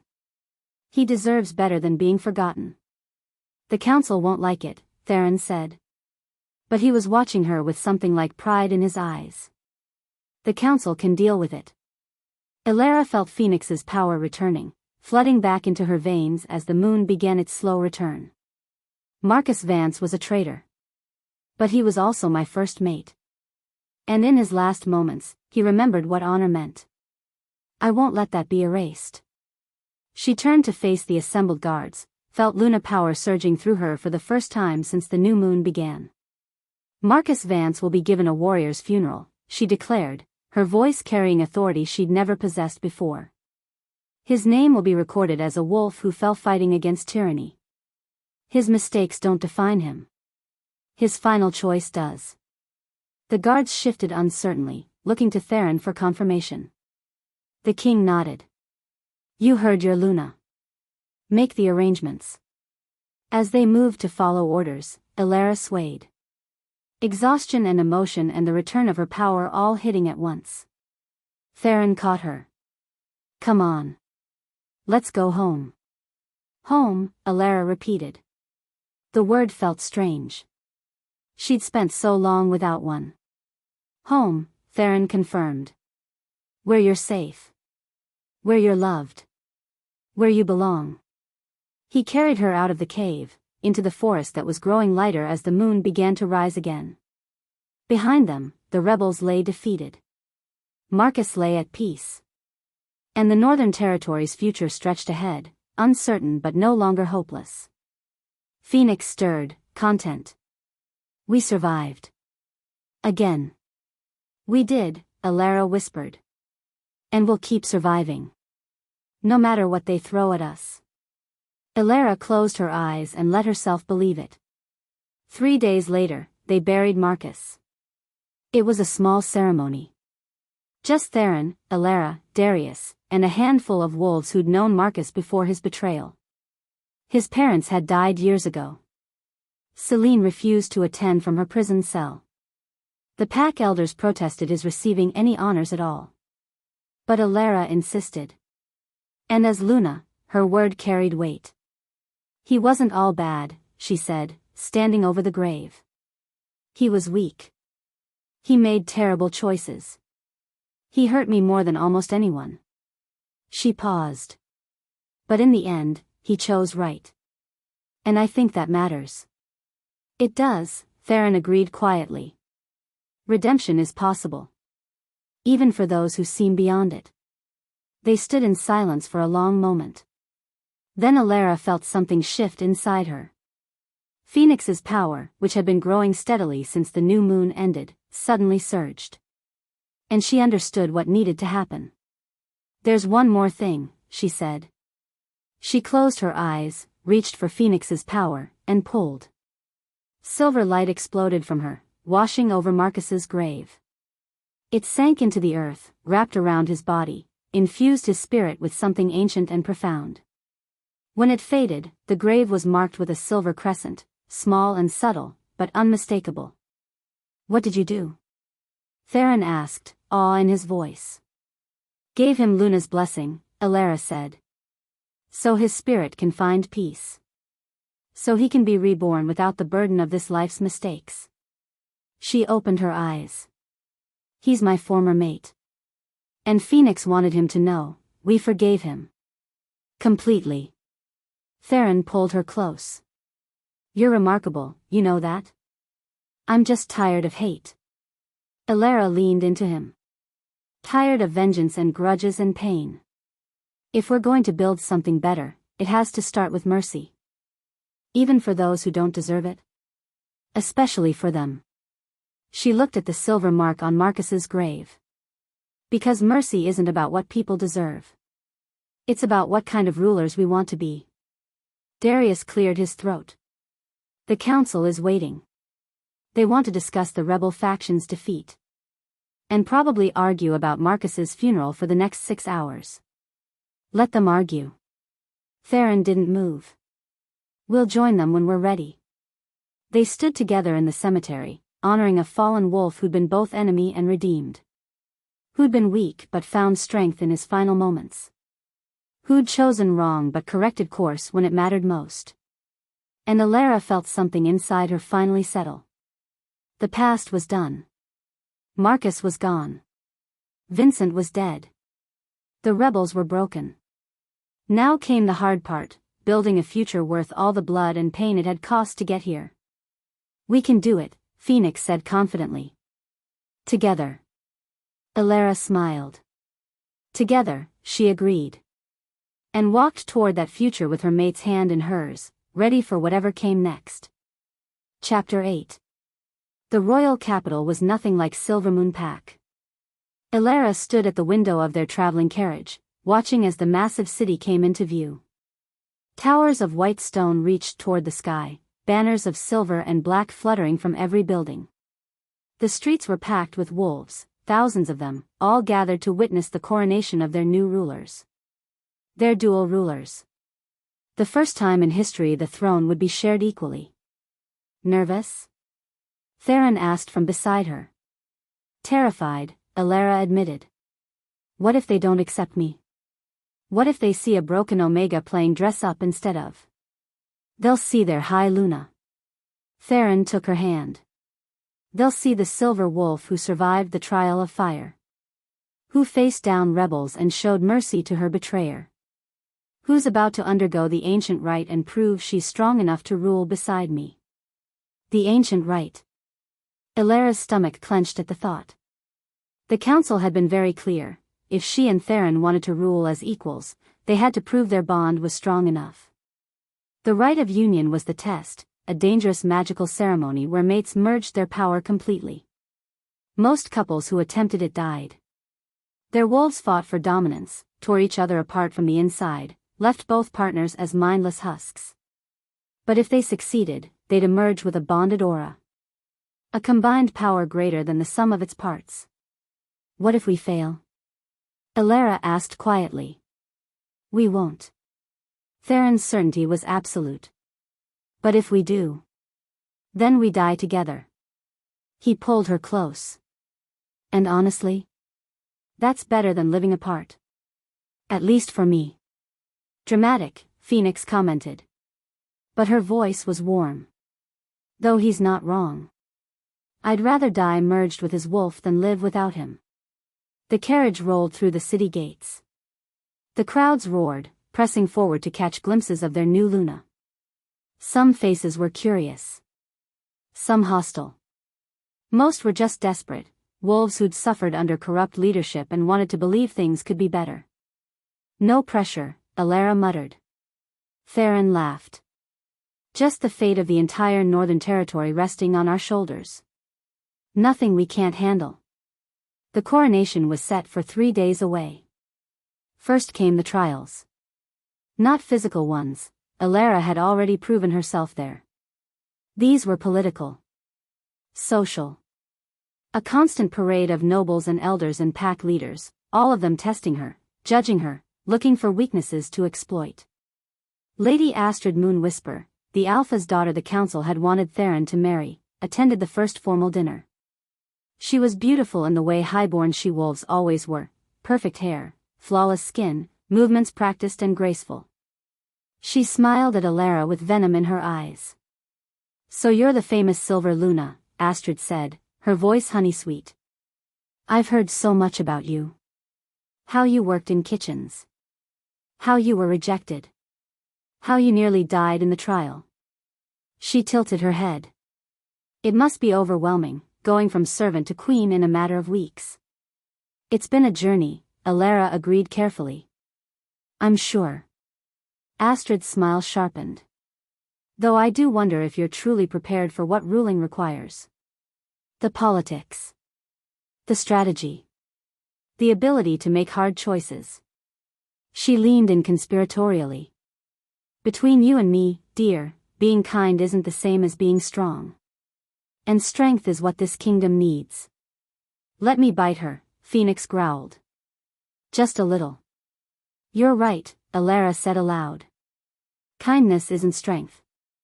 But it's not weakness either. And I think the kingdom needs both, rulers who are strong enough to fight but kind enough to remember why they're fighting. How philosophical. Astrid's expression was dismissive. Let's see if that idealism survives your first winter as High Luna.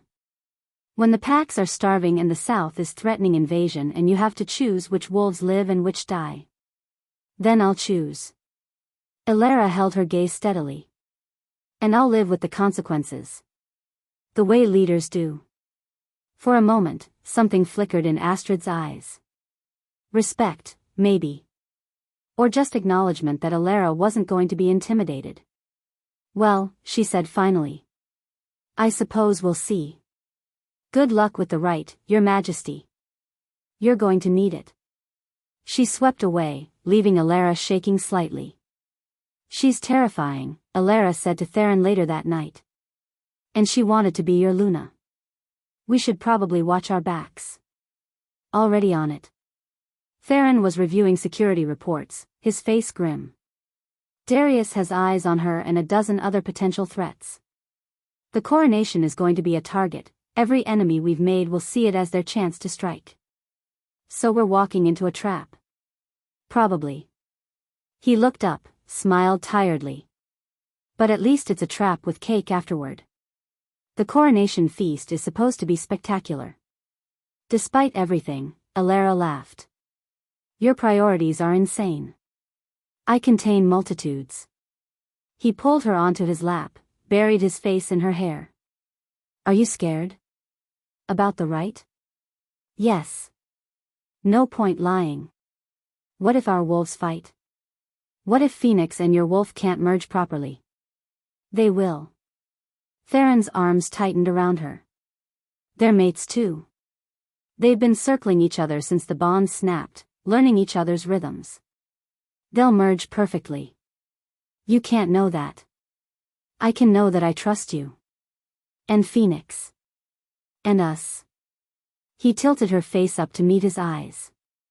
We've survived everything else, Alara. We'll survive this too. She wanted to believe him. Wanted it desperately. But the fear remained, cold and persistent in her chest. The night before the coronation, they were summoned to the council chambers. The elders sat in a semicircle, their expressions ranging from cautious to outright hostile. Magnus looked smugly confident, like he expected the right to kill them both and solve all his problems. Tomorrow, the head elder announced, you will undergo the ancient rite of union. If you succeed, you will rule as equals, High Luna and Lycan King, bonded in power and purpose. If you fail. She paused. The consequences will be absolute. Death or madness. There is no middle ground. We understand, Theron said. Do you?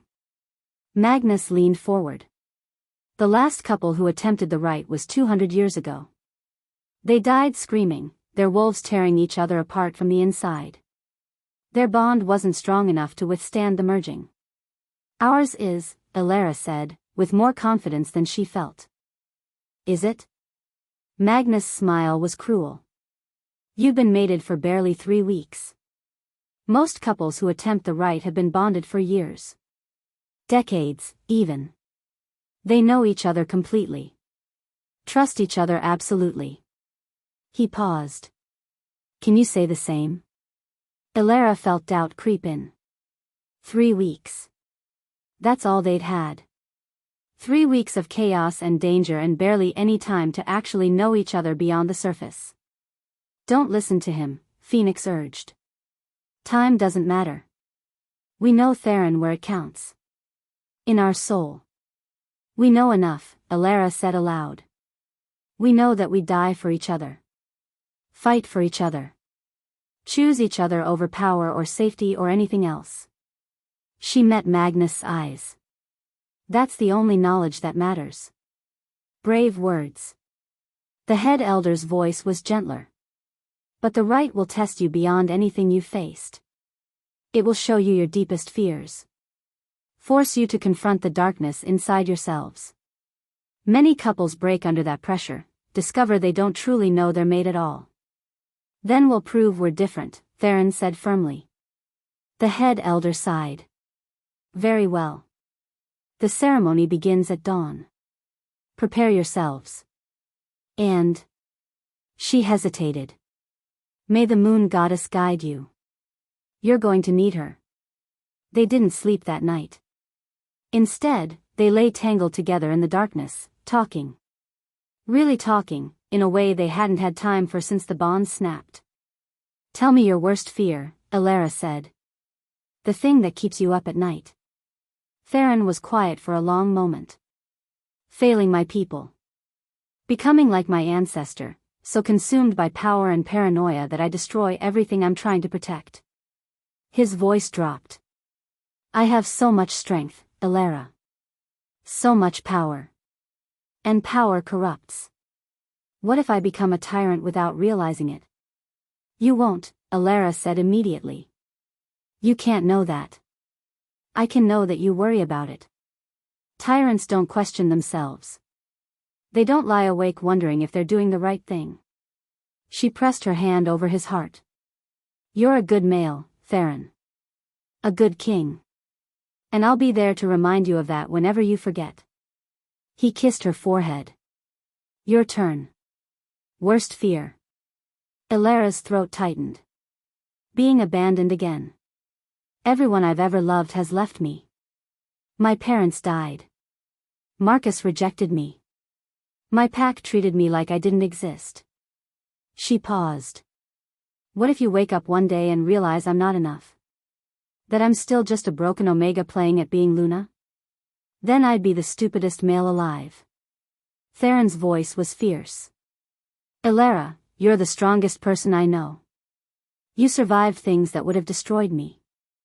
You showed compassion when you had every reason to be cruel. You chose mercy over vengeance even when it cost you. He cupped her face. You're not just enough. You're everything. Tears burned behind her eyes. Promise me you'll never leave. Never reject me the way Marcus did. I promise.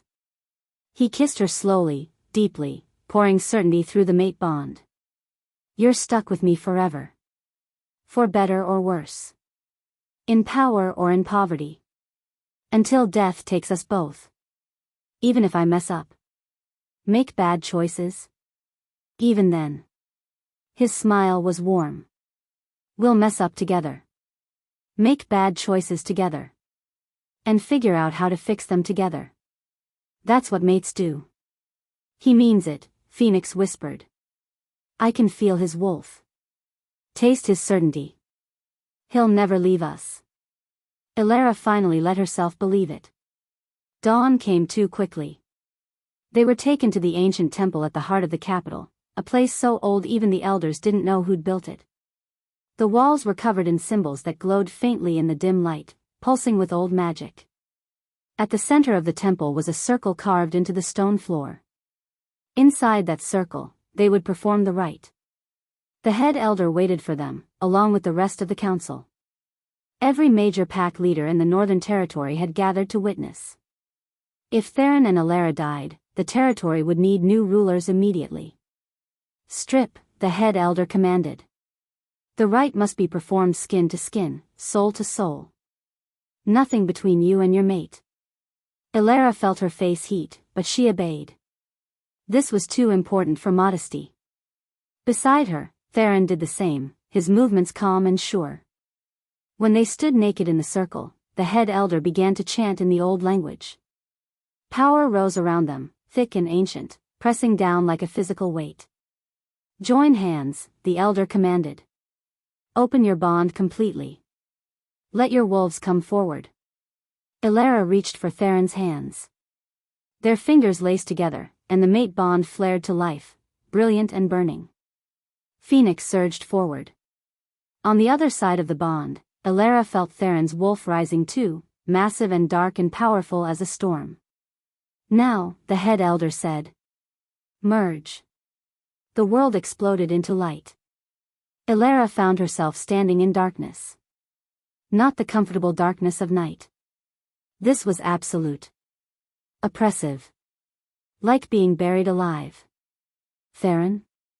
Her voice echoed strangely. I'm here. His voice came from her left. She turned, saw him materialize out of the shadows. What is this? The rite. Phoenix's presence was strong in her mind. We're in the space between souls. Where fears live. As if summoned by her words, shapes began to form in the darkness. Elara saw herself, but different. Older, harder, sitting on a throne alone. Theron was gone. Dead, her instincts whispered. And she'd become what she'd always feared, cold, cruel, isolated. I abandoned you, a phantom Theron said from the shadows. His voice was hollow. You weren't enough. You were never enough. Just a broken Omega pretending to be more. No, Elara said, but doubt crept in. That's not real. That's not him. Isn't it? The phantom smiled. You know it's true. Deep down, you've always known. You're not worthy of him. Of this power. Of anything. She felt herself starting to believe it. Starting to spiral into that old darkness where she was worthless and broken and alone. Then Theron's real voice cut through. Don't listen to it. That's not me. I would never say those things. How do I know?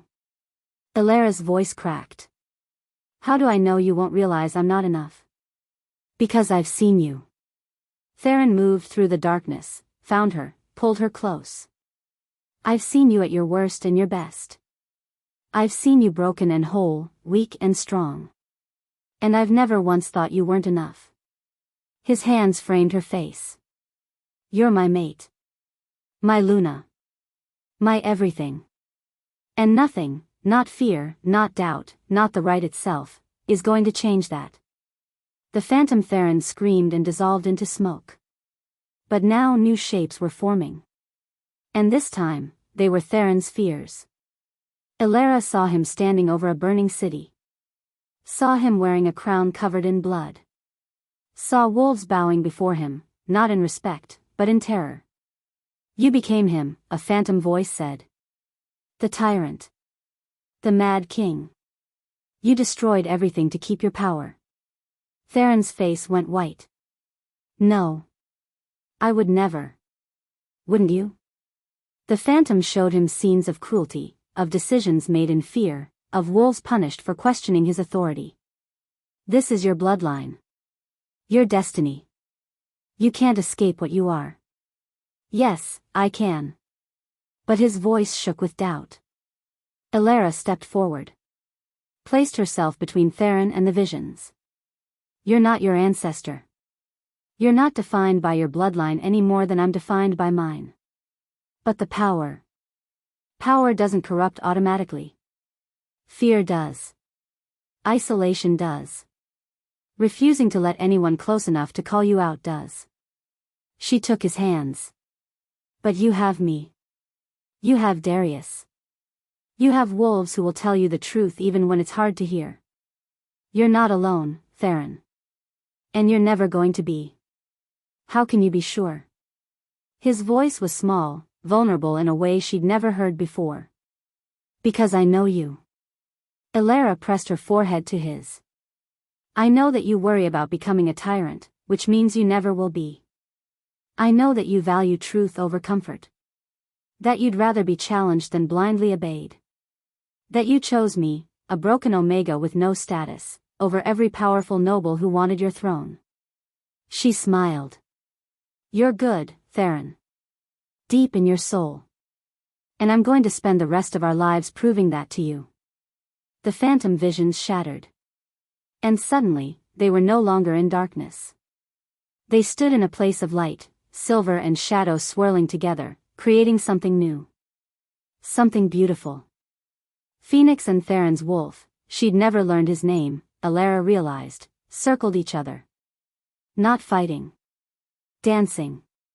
Moving in perfect synchronization, two halves of a whole finally coming together.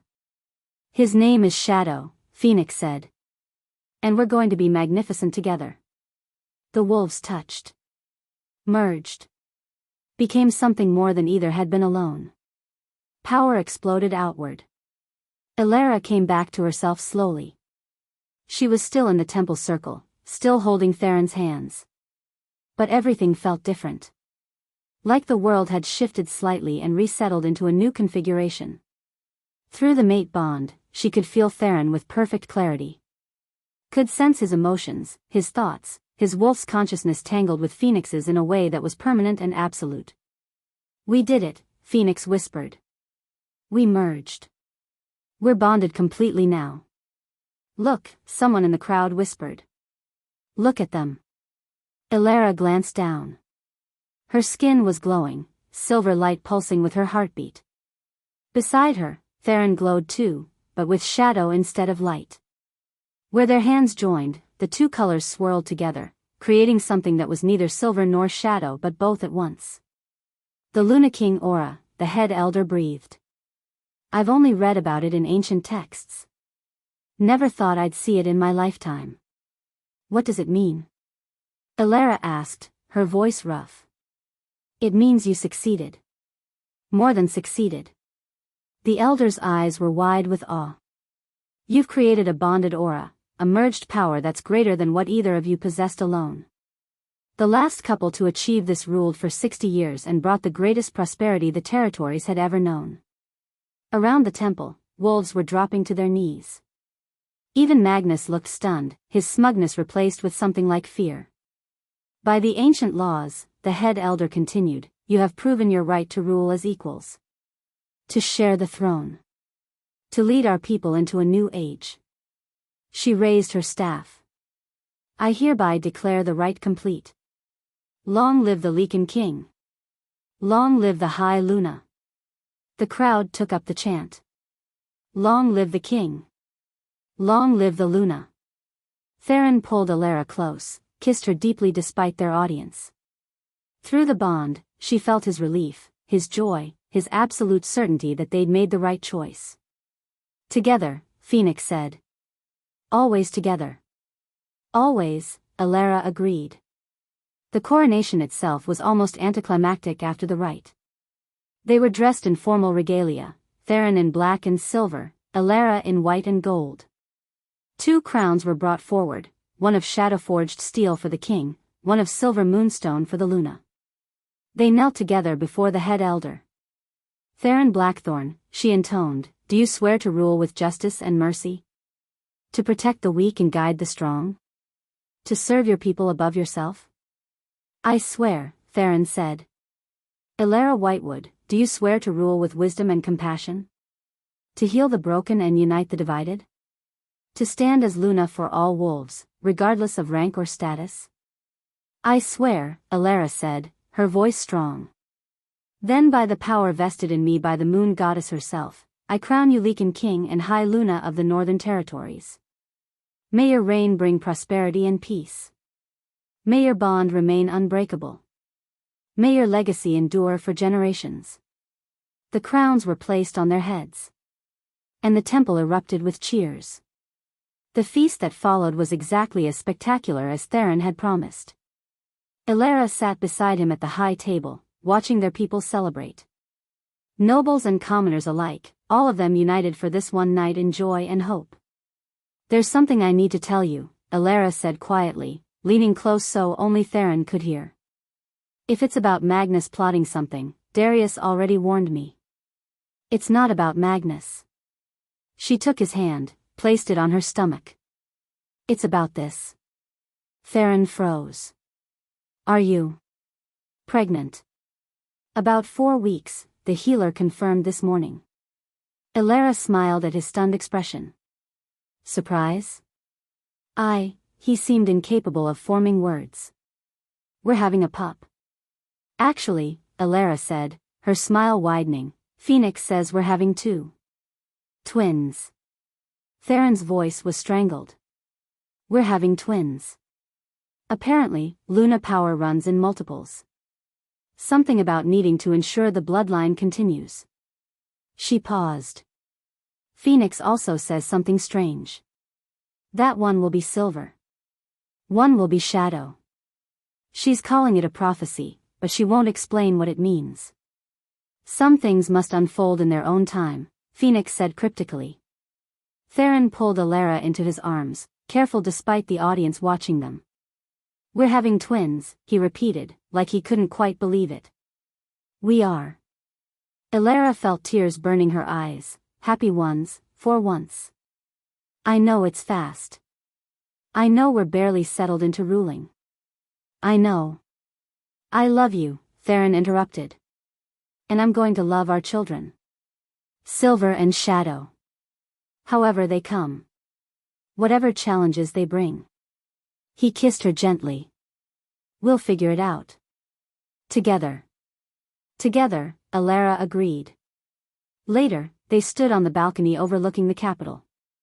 Thousands of wolves had gathered below, all of them cheering, celebrating, believing that maybe, just maybe, things were going to be different under these new rulers. No pressure, Theron murmured. Just the fate of the territory and 2 unborn children who apparently come with prophecies. Alara leaned against him. Nothing we can't handle. He laughed. I love your optimism. It's not optimism. It's stubbornness. She looked up at him. I survived rejection, abuse, the trial of fire, rebel attacks, and the ancient rite. I can survive anything. We can survive anything. Even prophecies about shadow and silver twins? Even that. She turned back to the crowd, raised her hand in acknowledgement as they roared their approval. Whatever comes next, we'll face it. Side by side. Luna and King. Silver and shadow. Balanced, Phoenix added. As it should be. Theron's arm tightened around her waist. I should warn you, ruling is about to get a lot more complicated. The South is still threatening war. The Council is going to fight us on every reform we try to make. And now we have children coming who apparently have some kind of prophetic significance. So, a normal Tuesday? He laughed again. Marry me. We're already mated. I know. But I want the ceremony too. The vows. The celebration. All of it. His eyes were warm. I want to stand before our people and choose you again. Publicly. Permanently. With witnesses and cake and whatever else you want. Elara felt her heart swell. Okay. Okay? Okay, I'll marry you. She grinned. Again. Even though we're already bound by magic and prophecy and apparently shared aura. Excellent. Theron kissed her, deep and claiming, while their people cheered below. How's 3 months from now? That gives us time to prepare. To settle into ruling. To figure out how to tell the Council I'm pregnant with prophesied twins? Elara suggested. That too. He rested his forehead against hers. Are you scared? About the children? The prophecy? Terrified, Elara admitted. But also excited. We're going to be parents, Theron. We're going to raise children who'll never know what it's like to be rejected or called broken. Who'll grow up knowing they're loved and valued and enough exactly as they are. We'll protect them, Theron said fiercely. From prophecies, from politics, from anything that tries to hurt them. They'll be strong, Phoenix said. Silver and shadow. Light and dark. Balanced. What does that mean? Elara asked aloud. The prophecy. What's coming? Challenges, Phoenix said cryptically. Tests of what you've built. But also hope. Always hope. Cryptic as always, Elara muttered. But as she stood there with Theron's arms around her, the crown on her head, and their children growing inside her, she felt something she hadn't felt in years. Peace. Not the absence of problems, those were everywhere, lurking in every political meeting and territory dispute. But the peace that came from knowing she wasn't facing them alone. From having a partner who'd proven he'd die for her, fight for her, choose her over everything. I love you, she said quietly. I love you too. Theron's voice was warm. My Luna. My mate. My everything. They stood together on the balcony as the sun set over the northern territory, painting the sky in shades of silver and shadow. Below them, their people celebrated. Inside her, their children grew. And ahead of them, the future stretched out, uncertain but no longer hopeless. Whatever prophecies came. Whatever challenges awaited. Whatever the twins would bring. They'd face it together. Silver and shadow. Luna and King. Equal. Balanced. Unbreakable. And that, Elara knew, was worth fighting for. The end. Thank you for listening to this story. Like, share and subscribe for more.